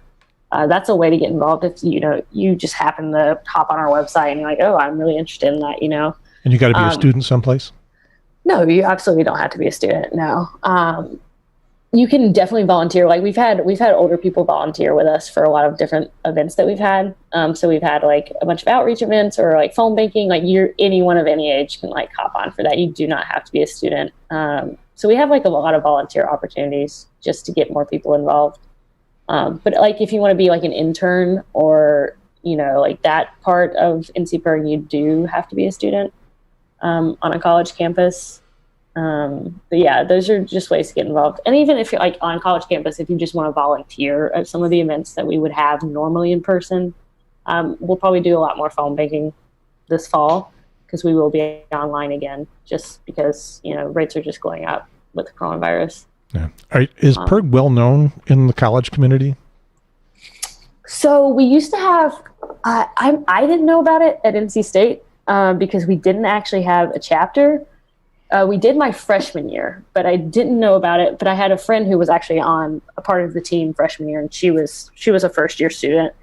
And I actually, when I interned this summer with NCPIRG, she was like, "Oh my gosh, we used to have a chapter on campus. I was with it, freshman year." And I was like, "Wow, I had no idea." And we lost that chapter on campus for the past 2 or 3 years, and we're just now getting a new chapter back on campus this year because we had a lot of NC State interns, so we've all been pretty pumped about what we did this summer, and we just want to stay more involved. So we're restarting that chapter back on campus. State is a let me do my quotes here, technical college. I know it's supposed to be like this. Exactly. It's a technical college, right? Is it really a technical college? My wife's a State alum. She got a double E degree.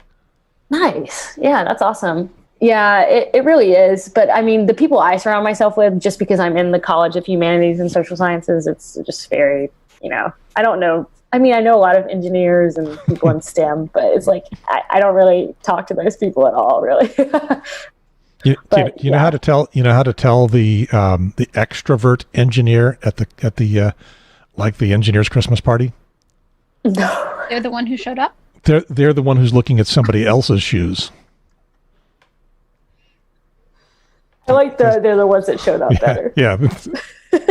Yes. I'm going to do that for now. They're the only one there. That's so true, though. Yeah, that's so true. Yeah. I'm not an engineer, but I play one on TV. And so, my wife and I found each other, and it's, fortunate that there can be couples like that. I got the female engineer. There were like 4 in her class of a couple of hundred. Wow. I got the female engineer. That's awesome. I would have been a chemi if that was offered at my school. My older sister did chemi, and it was way too hard. She switched to another engineering major after a semester of that. So all 3 of you, but we'll start with Chase. Were you political when you got to school? Where did you get activated? Yeah, so I was talking about it a little bit earlier, but I am a part of the LGBTQ plus community. So I think whenever I realized that in high school, I got a lot more active, just in politics, especially for social issues. But then it went beyond just social issues when I realized, like infrastructure and, things like that, when I added political science as a major junior year. I was in criminology, which is a form of sociology, the first 2 years of college, and we got more of like the social aspect about why social issues happen. But then actually being a part of political science, like being in that major and taking those classes, I realized, okay, it's beyond this. And there's like a lot of global problems too. There's like, it's in the infrastructure, it's in, who's elected, and it's just so many things that go into everything that happens. And so that's when I really was like, okay, I think I definitely want to do something in the world of politics. And this is the way to do it. And I'm forever going to be thankful, I think, that I added political science. It's just helped me open my eyes up in a lot of different ways. Jen, where did it start for you? My father was a staff member for the North Carolina General Assembly, so I grew up in the halls of politics, quite literally, running around the state capitol as a child in a diaper. That could have turned you off or on, either way. So I had access that a lot of people don't have. I could walk into, because again, I grew up running around, I could walk into the offices of certain high-ranking North Carolina state, not national Congress, but state legislators, and just say, hey, I think you're being silly because XYZ reason. And they'd listen to me because they knew me, because they saw me around. They wouldn't kick me out. I wouldn't get the formal talking points. I'd get access directly to the legislator. And I realized that, they talk about privilege, right? That was the first privilege I ever recognized I had. And I vowed to use it for good. I don't know when, where, who, what, or why. I remember the very first good I ever used it for was stopping people from raiding the State Highway Trust Fund, because this is what my dad penned. He was a bill drafter. So there are actual attorneys on staff with our state government who write the ideas that the legislators come up with into legal language so that it can be a proper statute and adjudicated as law. And so that was his job, was to write them, and he did transportation law. And so I was sitting in enough of the committee meetings where it was transportation. They're like, oh yeah, we want to have a state strawberry picking festival. We got some money in the State Highway Trust Fund. Let's just use that. I mean, I know it's for state highways and to keep our roads good, but like also strawberries are good. And I raised my little 7-year-old hand and said, if it's called the State Highway Trust Fund and strawberries are not a highway, can you explain to me, like I'm 7, which I am, how that works? And they couldn't. And then they realized that, and so they stopped doing it. And so I used my little precocious child act. And I just, by the time I went to college, I never felt like I had been pushed away from politics. I never felt uncomfortable about it. So I just kept going, bigger and bigger and better and better. But you decided not to go there professionally. No, my brother did. My brother picked up a poli-sci degree from NC State, and he was a congressional staffer for years and years and years. That was the direction my brother went. I decided that my best help, since I was naturally inclined towards science, was going to be in a more scientific realm. I didn't have the patience to do the nice. I'm not a person who's good at nice. And politicians have to sometimes take somebody coming at them with some pretty crazy ideas and be like, well, yes, I would like your vote in the future, so I want you to feel listened to, but also I don't want to make promises to you because that idea is just absolutely never going to happen. And I can't put it nicely like they could, like my brother can. My brother can really, really make you thank him for turning you down. It's the PR director thing. I'll push the explicit button. You're batshit crazy. No, I just think not you. You're that weird person. No, I just think that they have ideas that they haven't fully thought through the complications of and the collateral of, and it might sound good to them on the surface, but they don't realize the nuance and the interactions it will have with other policies. And honestly, I think that we've got, and this is where Sarah is going to get really, really happy. This is where Sarah and I have a basis for friendship. We have a lot of policies and statutes on the record that maybe could use a cleanup. We could use a corpus cleanup. You did a 2-episode podcast of things like that, which I'm going to suggest that sometime in the future you can resurrect as a segment of the show. Yeah, hello General Assembly. A recurring crazy segment. idea you've got. Yeah, that sounds fun. We tore apart the historic monuments bill, which is now a historic monuments law. We just tore it to shreds, and we went which is now this stupid defunct committee that absolutely approves nothing. It approves nothing, and you can't take your monuments down without the committee approving it, even if it's a unanimous vote in your local wherever. Because Republicans are all about small government, except for when the small government is smaller than the state level. Then it's too small, and they're not about it anymore. Yeah, no, when Republicans say small government, they mean your state. That's the size. That's small. Yeah, God forbid smaller. a town wants autonomy. No, they don't know what they want. Okay, Sarah, where did you get politically activated? Well, I mean, I was raised to always question politics and to consider all options. So when I turned 18, I actually was involved with the Ron Paul campaign in 2012. And then promptly lost. He's the only Republican primary that I've ever voted in, and then I promptly lost my voting rights through my own personal experience with the criminal justice system in Virginia, and wasn't actually able to vote in the general election that cycle. So I moved down to North Carolina because North Carolina would still allow me to have voting rights once I was done with probation, and got more involved with trying to figure out if I was going to be political at all or even vote, that I wanted to consider my options, and got really disenchanted with the fact that both Republicans and Democrats like to talk about criminal justice reform and then do nothing for it.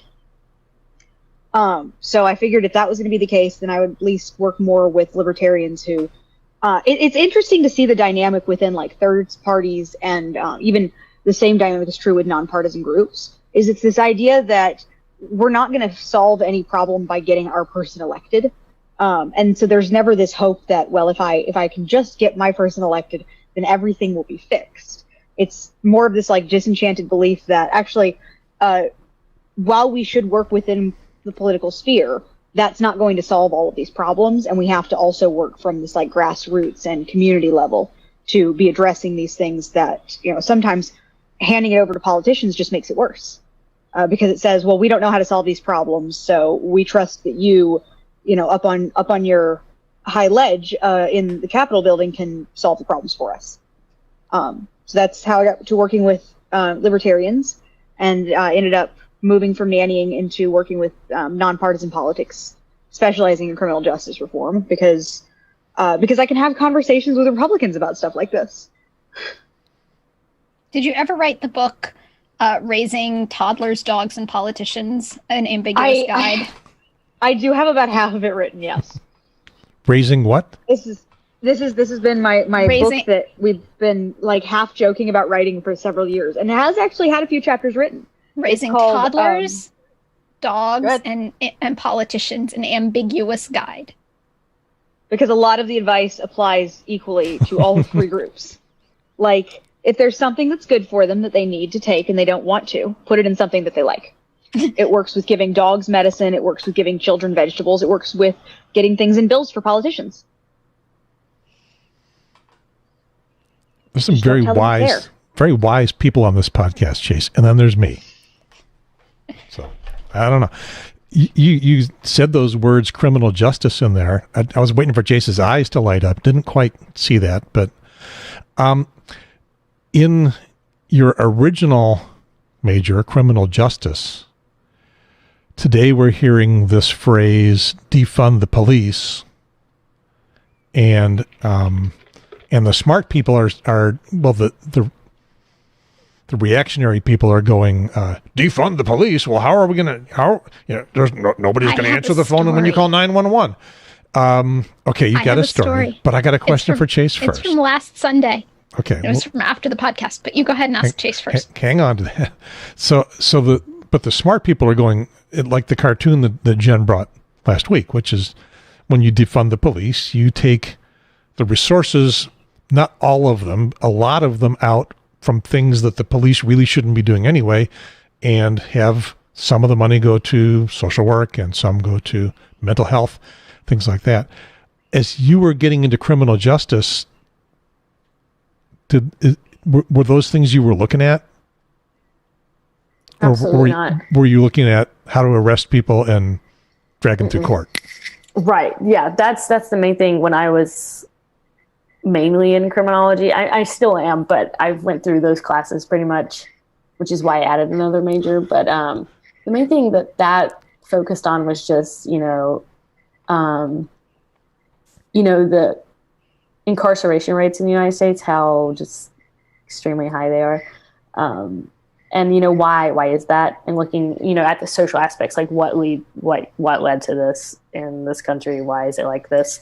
How can we get out of this? And then, I never ever heard talks of, defunding the police and allocating that to other, social institutions and, other social policies and infrastructures that can help, other people and other, like mental health or, defunding the police and giving the mental health aspects of that police officers are in charge of in most cases, and giving that to a social worker or this. And those things were just never talked about in my class. That never even came up. And I feel like, there are people that have been saying this for years and but no one's been listening. And now I think they finally have a voice, and I think people are listening now. And that's definitely something that's never been talked about, but I can tell you it will definitely be talked about from here on out. I'm sure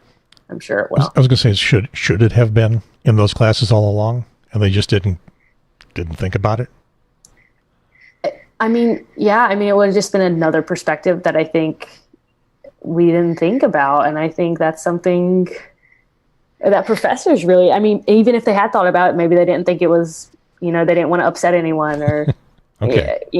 So you think it will become, it'll work its way into the curriculum and probably pretty quick. No doubt. There's no doubt it will. Excellent. Jen, your story. So, I'll start with, so nobody's too terribly worried, everything ended okay. So I was on my way to go buy ice cream after recording the podcast last week, before my evening ice cream and a movie that I was going to watch. And I took a wrong turn, so I had to take a route I don't normally take to the grocery store to get the ice cream. And I saw a man standing on a street corner just suddenly fall out. Those of you who ever were firefighters or on an ambulance, you know the term fall out. It just means somebody went from upright to not upright anymore with no discernible reason. And I saw another car stop, and a woman dressed entirely in scrubs got out and was talking to this guy. And I quickly went and parked my car in a safe location and then walked back. And I realized just for sheer luck, my comfy clothes are scrubs. I was also attired in scrubs. And I pulled up and I start doing the scene assessment with the guy. He was at this point conscious and responding. And he was insisting that he was, okay and fine. And he was just waiting for somebody. But I did notice that his shirt wasn't a shirt. It was a hospital gown with the open in the back kind of hospital gown deal. And I was just about to call it in to 911 when up rolls the police. But Chapel Hill has done a special thing where they have a crisis response unit as part of Chapel Hill's early homegrown version of defund the police, where they've taken away keep the peace, or they've taken away a lot of the other things from the police and left the police mostly with keep the peace. So the guy who rolled up for the crisis response unit was somebody trained in mental health. And I don't know whether it was a social worker or a mental health counselor or whatever, but he rolled up and he said there was an ambulance coming as well because somebody else besides me and this other woman had seen this guy fall. And it was, nobody's hands were on their guns. There weren't even guns. We were all trying to help this guy. My guess was he had been overcome with heat exhaustion, although I don't know why he was wearing a hospital gown as a shirt. And it made me think in that moment how many other wrong ways this could have gone. Because neither the other woman in the scrubs nor I had called 911 at that point. We were both still on the scene trying to decide this was some other passerby who thought they were doing a help. And in certain circumstances, in other policing districts, what would have happened was an officer would have rolled out of the car, hand on the gun, and I was the only white person there. And so that would have put these other people at extreme risk. And that's not okay. And I'm glad that it didn't happen with us, but it definitely, I think, highlighted to me the difference between what people, at least in Chapel Hill, experience when we call the police on a mental health or a physical health matter. Versus, and I don't know why they sent a police officer either. I would have just sent straight up an ambulance if I had been receiving the 911 call. Guy fell down, send an ambulance. If I don't know where I'm going with this other than there would have been a hand on a gun and the officer would have been had to be talked down away from holding his weapon if it was anywhere else. And I'll tell you, I expected this police car that showed up. I expected the guy getting out of the police car to get out of the police car with a hand on his weapon, because that's what you do when you're a police officer and you go to a scene. And this was a police car, and I was already walking over to deal with that and try and de-escalate. And I'm the helper.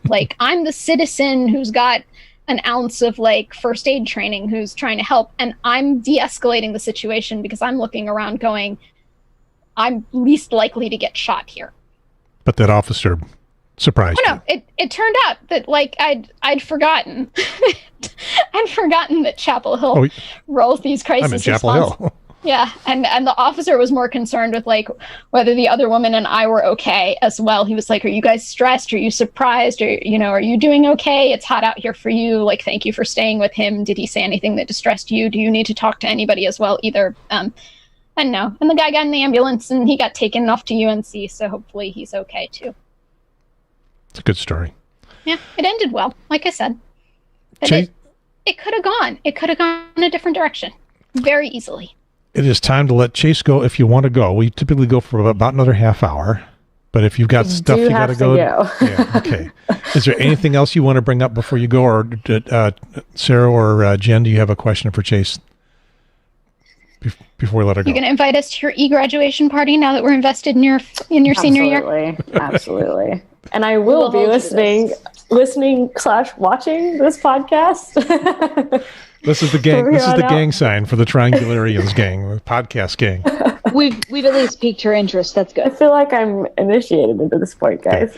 Okay. I believe that you are the first that I know of LGBTQ person that we know of that has been on the show. I would love to have more. Definitely that you know of. Yeah. That you know of. Yeah, I was going to say definitely, I guess, just that you know of, because a lot of times that just doesn't come up in conversation. Right. It doesn't tend to be hi, let's talk about this topic, and also your sex life. Yeah, I mean, it definitely has a stigma around it a little bit for... I mean, but not if here. It's necessary, it can be added to the intro, but it just didn't come up in conversation.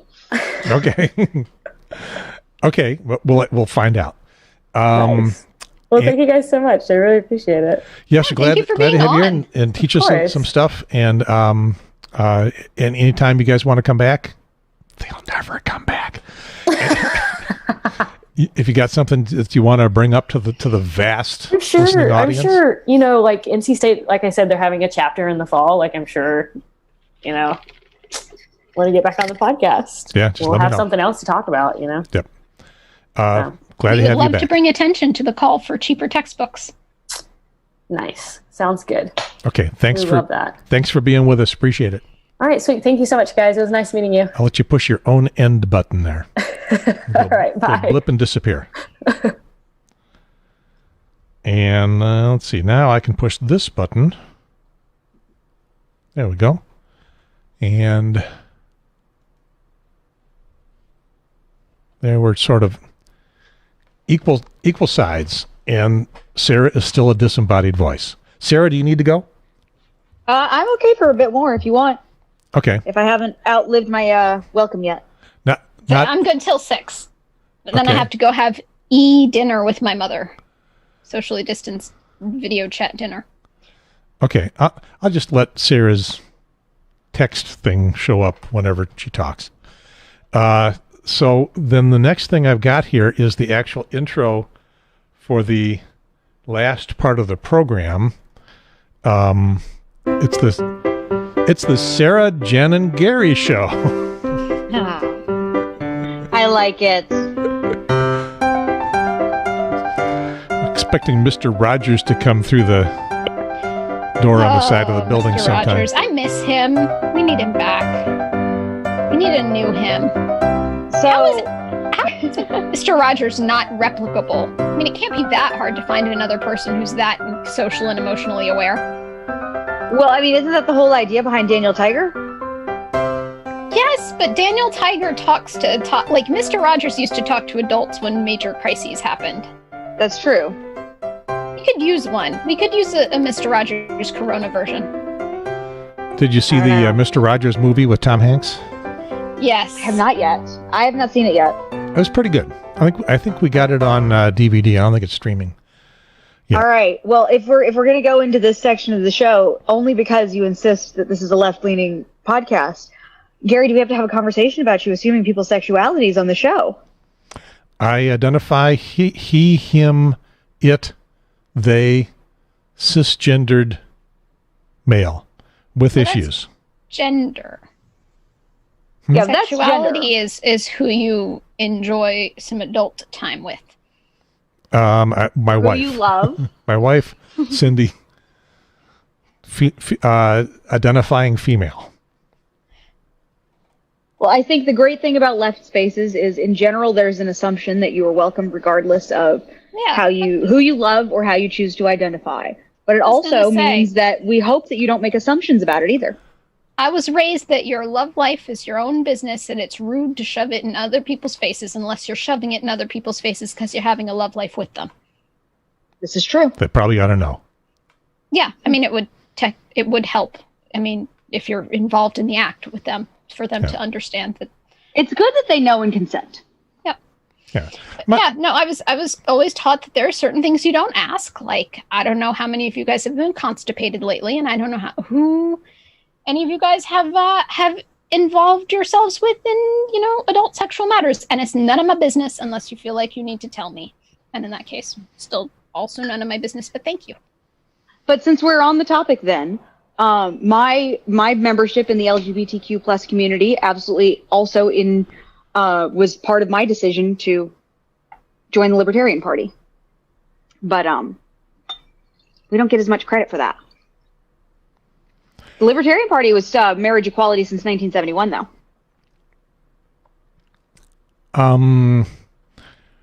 Yeah, and so that's way ahead of the Democratic Party. As President Obama evolved his position over some time. But libertarian is if I understand something about what it's all about, is UBU, kind of a universalist Unitarian religion thing. Kind of, yeah. It's very, very much you do you. You do you, and as long as you let everybody else do the same. Yeah, and I'm going to call that the left side of the libertarians, but feel free to disagree. No, I don't disagree. I think for a lot of people, that's the easy way to kind of split the different sides of the philosophy and the party. Is there are libertarians who really prioritize like individual rights, you do you, and then there are libertarians who choose to prioritize property rights more. You do with what you own as you will. I think there's a lot of crossover between the two, but that does seem to be kind of two sides of the party that are easy to see as like left and right. Yeah, Democratic Party used to have a huge split. Well, no, I was going to used to have a huge split in it. Boy, has it got a huge split in it these days. Sort of the Republicans, you just can't see any of the Republicans on one side of the split. They've all been kind of shoved to the side. And so it's no surprise that if libertarians are kind of straddling the line with a foot both right and left, that the party's got some split. No big surprise. Yeah. And I'm okay with we that. at least agree that the old parties both just want to push whatever their view of the way the world should be on you. And we think it's a little more complicated than that. It's interesting how the world doesn't really like to conform to other people's pronouncements of how it should be. It's almost like it's a human thing. It's like, I was talking with the kids, and I was saying, so I have alpha-gal, which is a medical condition given to one by tick bite, and it makes you have allergic reaction symptoms to the consumption of red meat, animal protein, specifically a sugar in it, alpha-galactose sugar. And I mention this because allergies, as defined by humanity, are only to proteins. But this is a sugar. But yet I'm having allergic reactions to a sugar. No, that's not allowed. That's not allowed because we defined allergy as being to a protein. Therefore, it's not allowed. It's not an allergy. Don't know what it is, but it's not allowed. It can't be. No. Which is why it's a medical condition. So that's... But it acts like an allergy. Quacks like a duck. It walks like an allergy, it quacks like an allergy, it swims like an allergy. And I've taken to calling it an allergy, except every so often you meet that pedantic person who's like, hey, allergies are only to proteins, get with the picture. You know what? That's just because we as humans decided that. That's not because that's the way it really is. I feel like this is the world going, yeah, okay, but no. Well, and what really matters is that what you were trying to communicate is, hey, this is something that when I put it in my body, it causes a bad reaction. And really, if the other person understands that, we don't need to be pedantic about, well, but that's not exactly what that word you use means in this context. But again, it just, I feel like that is the most prime example that I use with my work children when I go tell them that human beings like to put things in categories. And really, the categories only have kind of a basis in truth, but they're not representative of truth. Fuzzy-edged boxes. Yeah. Well, it's good to learn from an early age to think complexly. Someday categorize because we'd go crazy if we didn't, but our categories are not representative of reality. Yeah, maybe it's a problem because we have language to communicate, and so we got to invent words for things, and not everything fits the words. So speaking of words, there's a hurricane coming at us that none of us can pronounce. It'll be a tropical storm. It may become a hurricane a little bit, but no one's expecting it. It could be a tropical storm when it comes pretty much right over the triangle. Tropical storm? Does it still have a name if it becomes a tropical depression? At what point does it lose its name? I don't know if a tropical depression gets a name. No, I think it's just a tropical storm. You know what? I think that's an interesting question because would it end up being like the tropical depression formerly known as Isaias? That's what they kind of do, yeah. Because you can gain a name, but I don't know if you can lose it. That's what I'm wondering.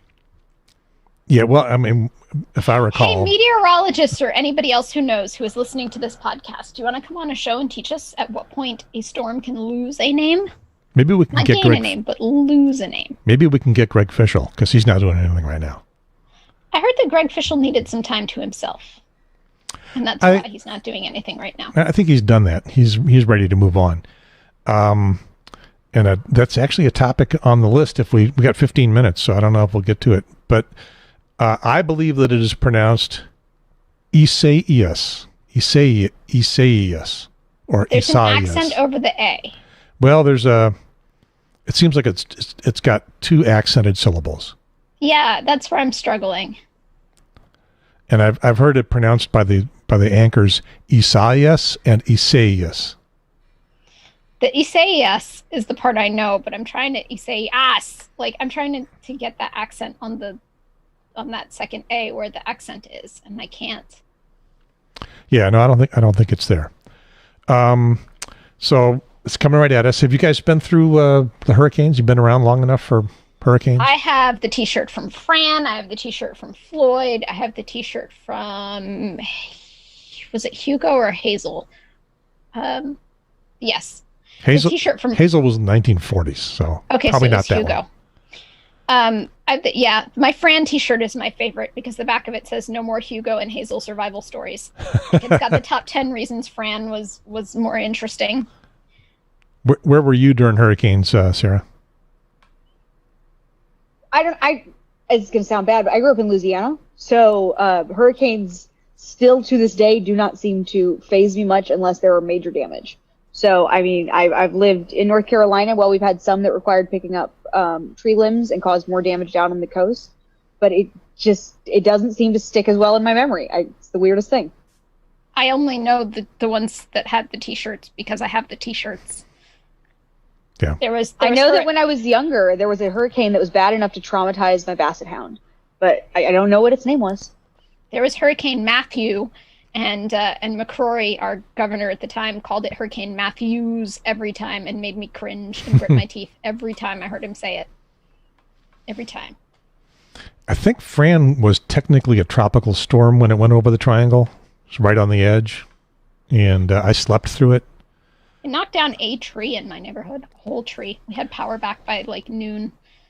We were watching TV. It knocked down a lot of trees in my neighborhood. On the other side of the street, it blew trees into houses. On our side of the street, it blew trees back into the woods. So our house was spared, but the road was impassable. We were on a dead-end cul-de-sac, but the street was impassable until everybody got their chainsaws out and opened things back up. And our power was out for like 48 hours. I got my generator downstairs. I went out last night. I got the gas. I changed the oil. Ready to go. Got a closet full of camping equipment. Hurricanes a shortage of water is never the problem with the hurricane, so I've got my water treatment. I'm good to go. Yep. So what's the lightning thing?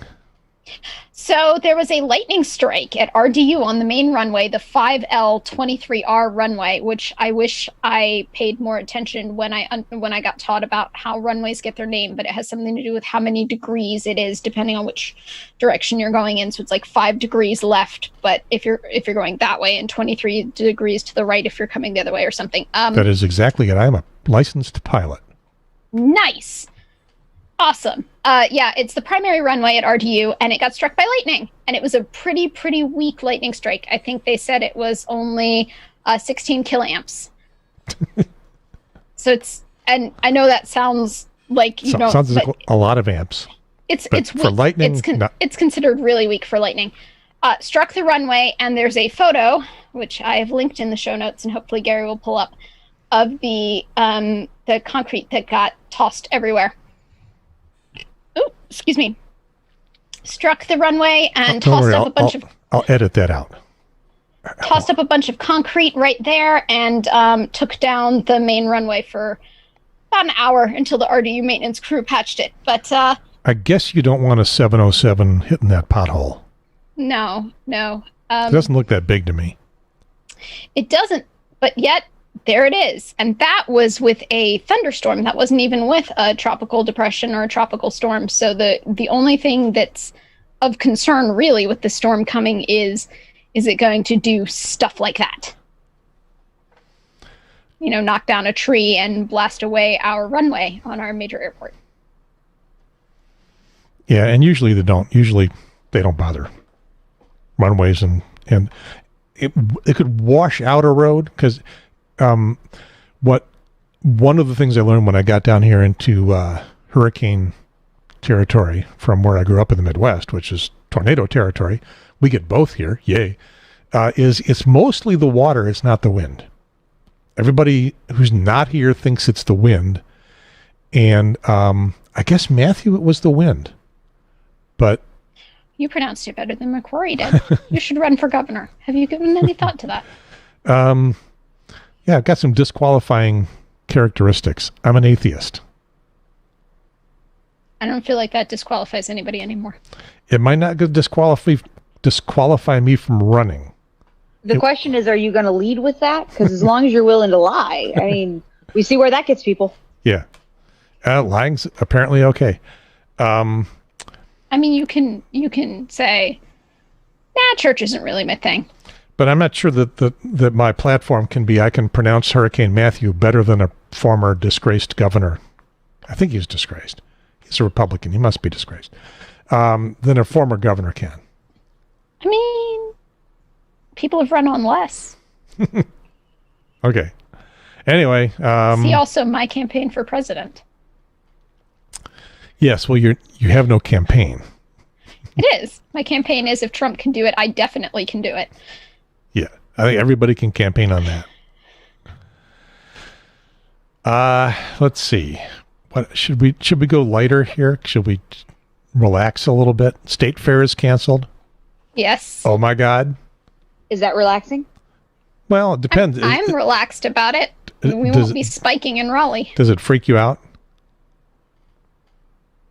I mean, I think I'm gonna miss the drive-through food part. Mild disappointment. So you guys go? Did you go every year? I stopped going when I had to pay for it out of my own money. I actually usually help out with the Libertarian booth at the State Fair most years. Yeah. I don't think I remember seeing that. I know I've seen the Republican and Democratic booth. Are you in their vicinity? Sometimes it really just depends on where they put us. I used to go. I like that. It's good conversation to have there. I think last time I was there, some college kid goes, "Wow, you're a lot cooler than the last Libertarian I talked to." Which, I mean, sometimes that's a low bar. I used to go as part of the American Chemical Society booth, but then when they got enough college kids and they didn't need, old bones me anymore, and therefore I had to pay for my own admission, all of a sudden I found other uses for that money, like bills and a retirement fund and other such things as that. I have Sorry, go ahead, Sarah. Oh no, I just say go figure that you might find other things to spend it on that. I have a solution for you on that front. Get old. Turn 65. I do have an AARP card because somebody somewhere transposed the last 2 digits in my birth year. Okay, so they sent you a card. Yes, in some official government thing, I was now born in 1928 instead of 1982. And so the AARP is like, ooh, we're very excited about you. They start recruiting when you're in your 50s, early 50s. I think 50 is their cutoff early age. Maybe so. They start teasing you with AARP in your 40s. So, but when you're 65, you get into the State Fair for free. Do you think my AARP card would work for that, or do you think it's unethical for me to use it? Well, I turned 60. My birthday is always in Fair Week, one day during the fair, and so a couple years ago, 5 years ago, I guess, turned 65, and I was kind of hoping it would be a big deal when I got there and said, I get the senior thing because today is my birthday. I've just turned 65, and I wanted to get either carded or something, and they said, get in. They did not give me a celebration at all. Oh, that is disappointing. I got in for free. I didn't get out for free. Had to buy a lot of stuff, mostly food, but got in for free. Had to. I look forward to being able to buy elote, or how is it that they've put it? White people's loaded corn on the cob. Because that's my fair food, is elote. Anybody had any of the weird stuff? Oh, yes. I have had fried Kool-Aid. I've had a deep fried Oreo. I have had a sandwich on Krispy Kreme donuts. But it wasn't meat because I can't eat meat because see previous statement about Alpha Gal. What else have I had? I've had deep fried lemonade Whenever balls. you say that, I hear the words Alpha Gal. Like that's the name of it. It is 2 words. Alpha is the first word and GAL. Gal is the second word. I mean, an Alpha Gal would just be some awesome woman. I know. It's a pretty cool name. All right. Yeah. I've had a fair amount of fried foods. And honestly, it all just tastes like dough and sugar, which is not a bad thing. It is not a bad thing, but I still like elote is by far what I go to the fair for. So I mean, arguably, dough and sugar may be the state food of North Carolina. Yes, My wife and I discovered a delicacy in Hungary on our trip last year. It's a chimney cake, and we figured if we could open up the chimney cake booth at the state fair, that we would clean up. It's really just a repackaged elephant ear. Oh, elephant ears, I love. But it is round. It's got a hole in the middle. It's a large toilet paper tube. Made of dough, and then on the swings. And then you can put things in it. You can either just have it plain, or with sugar and cinnamon and stuff, which is the way I got one. Or you can put stuff in it. You can put ice cream, yogurt, whipped cream. Fill it with stuff. It gets awkward to eat, but we were thinking.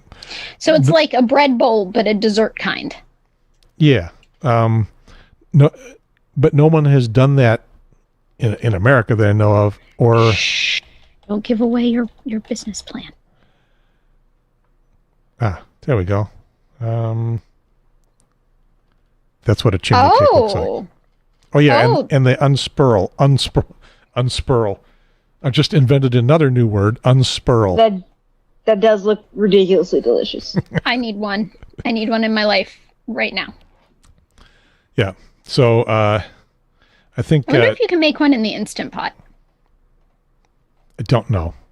The way they made them was they rolled them on a roller, and then I think that they boiled them in something.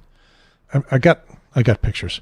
So we were just walking around Budapest, and there's these stands that sell them all over the place. So of course I had to get one. Where else can we go here? I think I just exhausted that one. Last call, 11 o'clock. In restaurants, is it cramping your style? I mean, I am capable of planning ahead, and I am not as given to impulse as I used to be, especially when it comes to drinking. So I now have a 6-pack in the fridge in case I decide at 11:01 that I want a beer. Or, since it's only restaurants and not grocery stores, I could always just buy it there. While I understand, I've channeled Sarah enough times to understand that, the libertarian argument for why does the government feel that it's necessary to do this for people. At the same time, I do see an upside, which is that people are going to be forced to buy cheaper beer. They're going to have to get it at the grocery store rather than at a bar. It's going to have positive effects on people's budgets. Sarah, normally you think, I think from the libertarian point of view, that people can pretty much figure out the best way life should be lived themselves. Are you disappointed that people are not doing that during this COVID thing?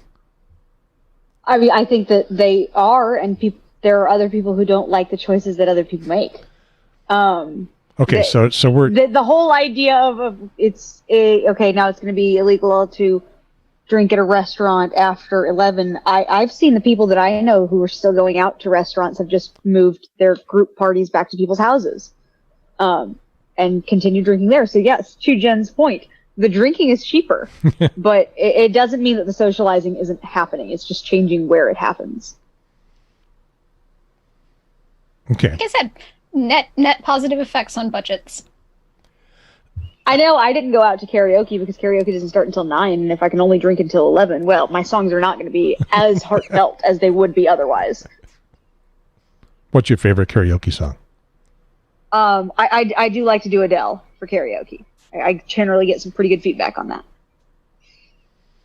So you like to do the Adele song. torch songs? Yes. Anything that's within my range and fun to sing, because I like to do the songs with fun lyrics, but it doesn't seem to get as much appreciation as the ones that just everybody loves and show off a good voice. You just belt it out. Mm-hmm. I think the only downside of that is that it's really hard to get my friends to sing with me, and I've never quite understood that, but I've accepted it as a reality. Except Jen. Jen will sing with me. Jen will sing by herself. I mean, Jen doesn't really need an excuse. Jen will sing sober. I mean, I will sing sober too. Sometimes it's more fun when you're not. The audience is more appreciative when they're drunk. I do totally get the idea behind the not drinking, or at least the trying to reduce the drinking. I think they just want to reduce the bar attendance. Well, actually, I don't even know if it's that. I think it's literally the longer that people are at bars. I've seen it happen. I don't know how long you've been going out since they've kind of started opening up restaurant bars, but the more people drink, the less they tend to pay attention to like social distancing, even the people who do care about it. Well, but would the libertarian viewpoint of the government's reaction to COVID be if people want to be self-destructive and take society down with it, so be it?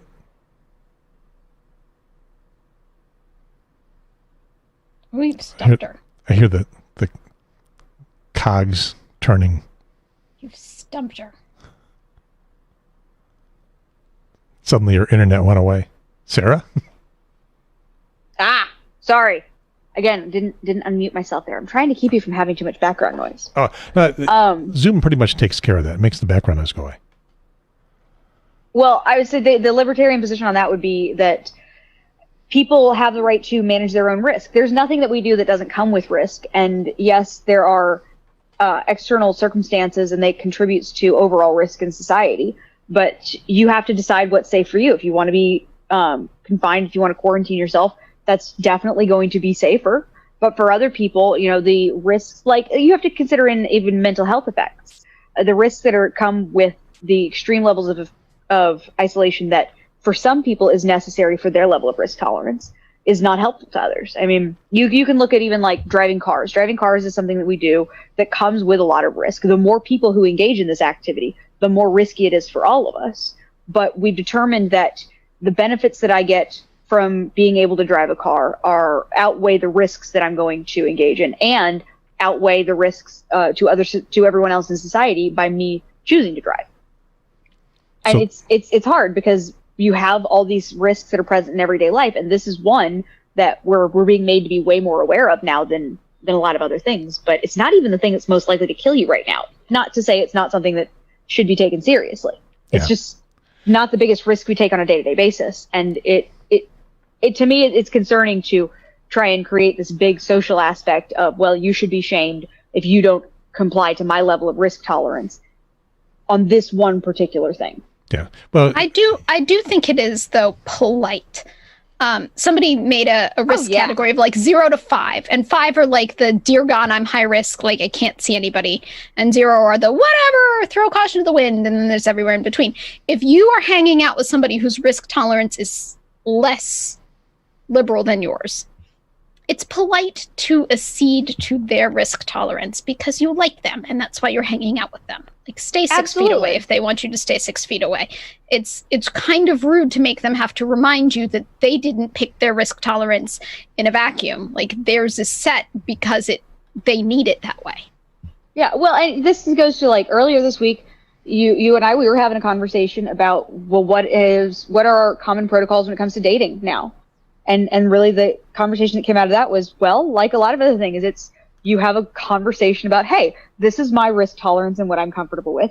What's yours? Where can we find this middle ground where we're going to both feel comfortable engaging in social contact or distance contact with each other? But yeah, it requires having conversations and recognizing that different people have different concerns.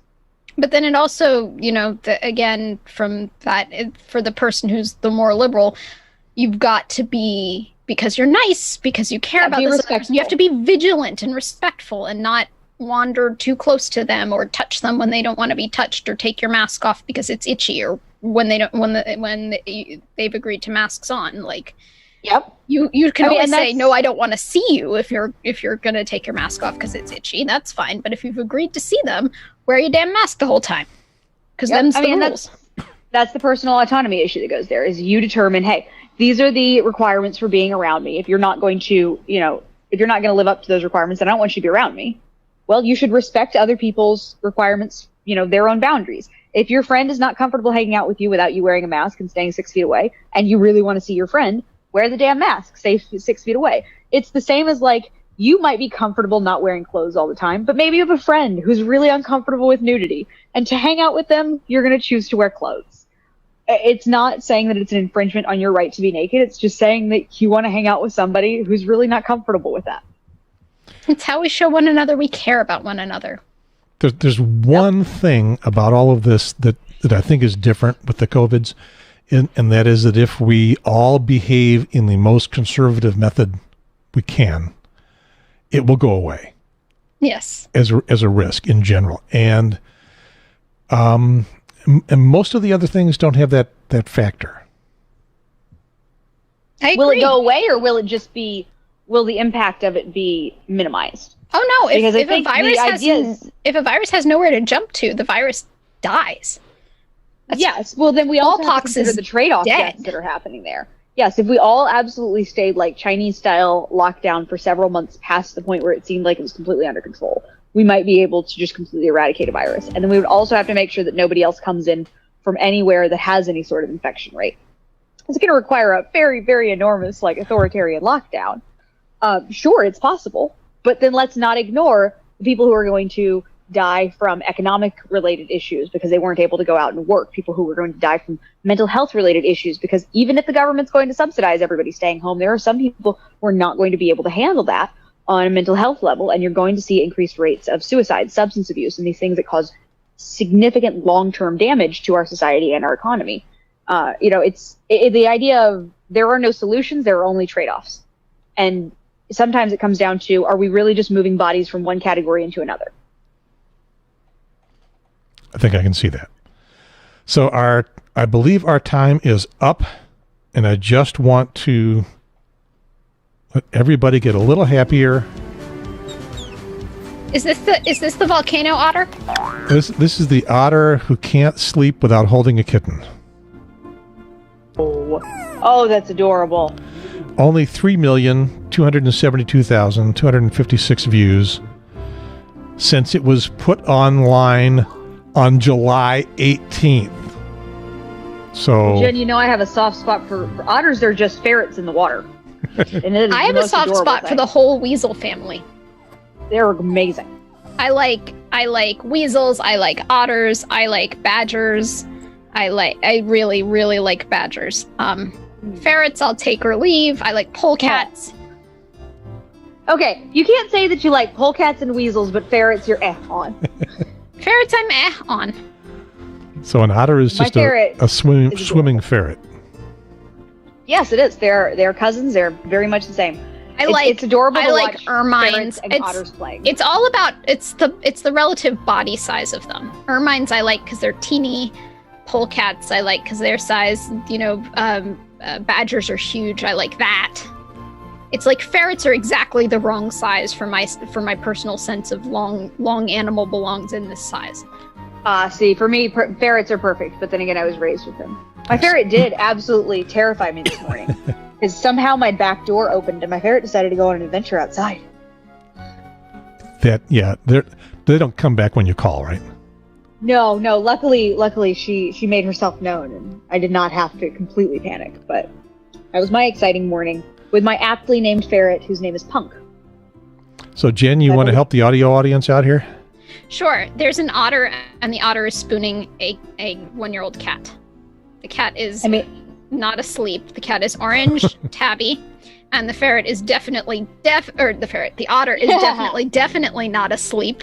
And the otter is Big Spoon, and the tabby, orange tabby, is Little Spoon. Does the cat appear to be enjoying this or tolerating it? Tolerating it. I don't know. She seems okay. She doesn't look like she's purring, but she's not doing that whole like one-eyed "when are you gonna leave" cat thing. Oh no, it's definitely a case of she wants to be asleep, and every time the otter moves, it wakes her up, and she's not like that. Would be the tolerating part. Yes, that does not amuse her. Is this cute and adorable? It is. It is. It is. What are you trying to make us feel here, Gary? I don't appreciate this level of manipulation. When I first watched it, it was like, something seems a little bit wrong here. And the otter's name is Sakura, and it is from. See, I can get the accents right on Japanese. It's from Japan. It has 128,000 upvotes and 1.1 thousand downvotes. And Sakura means cherry blossom. The otter's name is Cherry Blossom. It is kind of cute. Are otters good pets? They are good at painting. Is that otter full size, or is it going to become 20 feet long? If that's a 1-year-old cat, that otter is not full size yet. But it's not going to get that much bigger. Okay. Well, sorry for the manipulation, but we needed something to just wrap the show up with, and I thought if they can get 1 million views out of it, maybe I can chip off 100,000. Well, I appreciate your ingenuity. It was quite adorable. Don't think it's going to work. Next time, get a badger spooning a kitten. So thank you to Chase Barnhill from the NCPIRG. Do you think that we chased her off forever? She seemed to enjoy being on the show. I think she liked it. Was not really expecting this at all. That's the best part. Yep. Okay, and Sarah Wagner, our token libertarian with not a raccoon, not a hedgehog, a porcupine. Porcupine. I wanted to say rhinoceros, and I'm not sure why. Sarah, I noticed that the libertarians have 3 white stars, and the Republicans have 3 white stars, and the Democrats have 2 white stars. So it led me to wonder, do your stars have meaning? And if so, what do they mean? So I did see your comment. I've looked this up and I have not found any. I think actually the donkey tends to have 4 white stars. It's usually 3, 3, and 4. I think that just has to do with the relative width of the animal. Oh, so we just put as many stars in as we can fit. We could make smaller stars. I mean, the graphics department could make smaller stars. That is true. I mean, if it appeals to the democratic ideals for us to have star equality on all of the representative animals, I'm sure that the graphics department can make that happen. But no one is dictating star numbers. Exactly. I think it's just spontaneous order. Yep. Brendan couldn't be with us today, this week or next week. He is doing family stuff, and we wish him the happiest of whatever he's doing. Before I let you go, Sarah, are you currently involved in any other podcasts? When I say we are the best team of podcasters in North Carolina, it is in part because we are all experienced podcasters. You are the only people who have managed to loop me in on a regular podcast. I make plenty of guest appearances, but I am really bad at actually showing up on a regular basis unless I have a delightful friend like Jen to remind me that it exists. And a fun show to be on. It is. Good conversation is very key. Okay. We're glad to have you here. Well, thank you for having me. And Jen, you are a regular podcaster.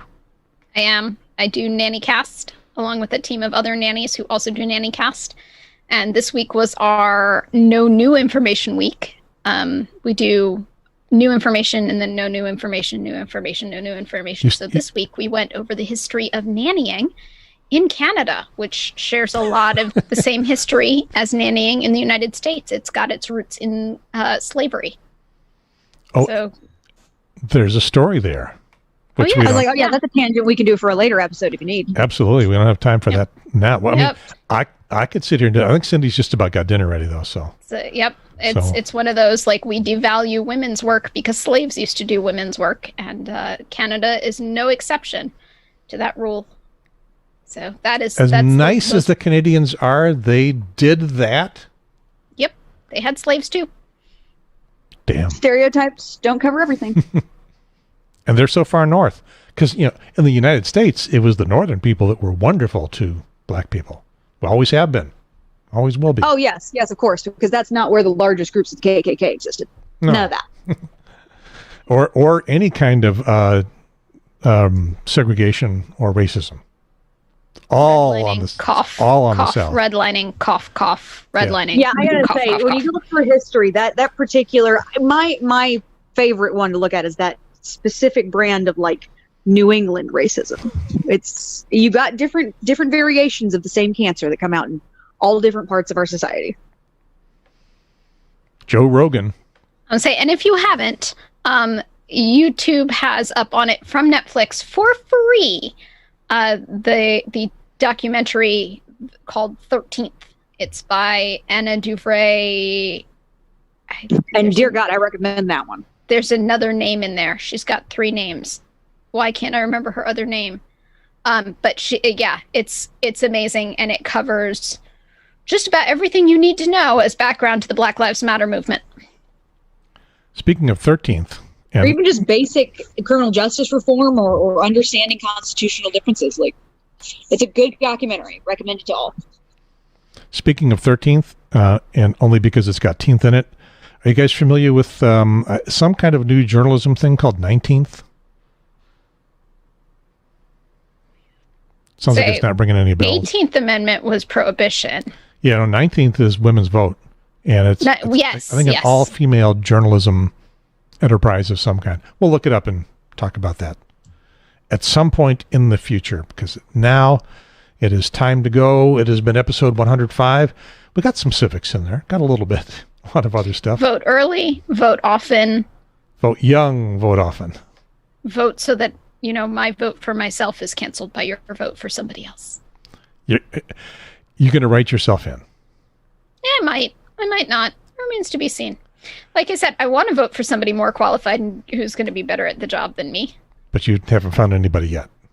But to the correct... Well, so far, the ballot consists of me as a write-in and nobody because there's no ballots yet. So, yeah, wait.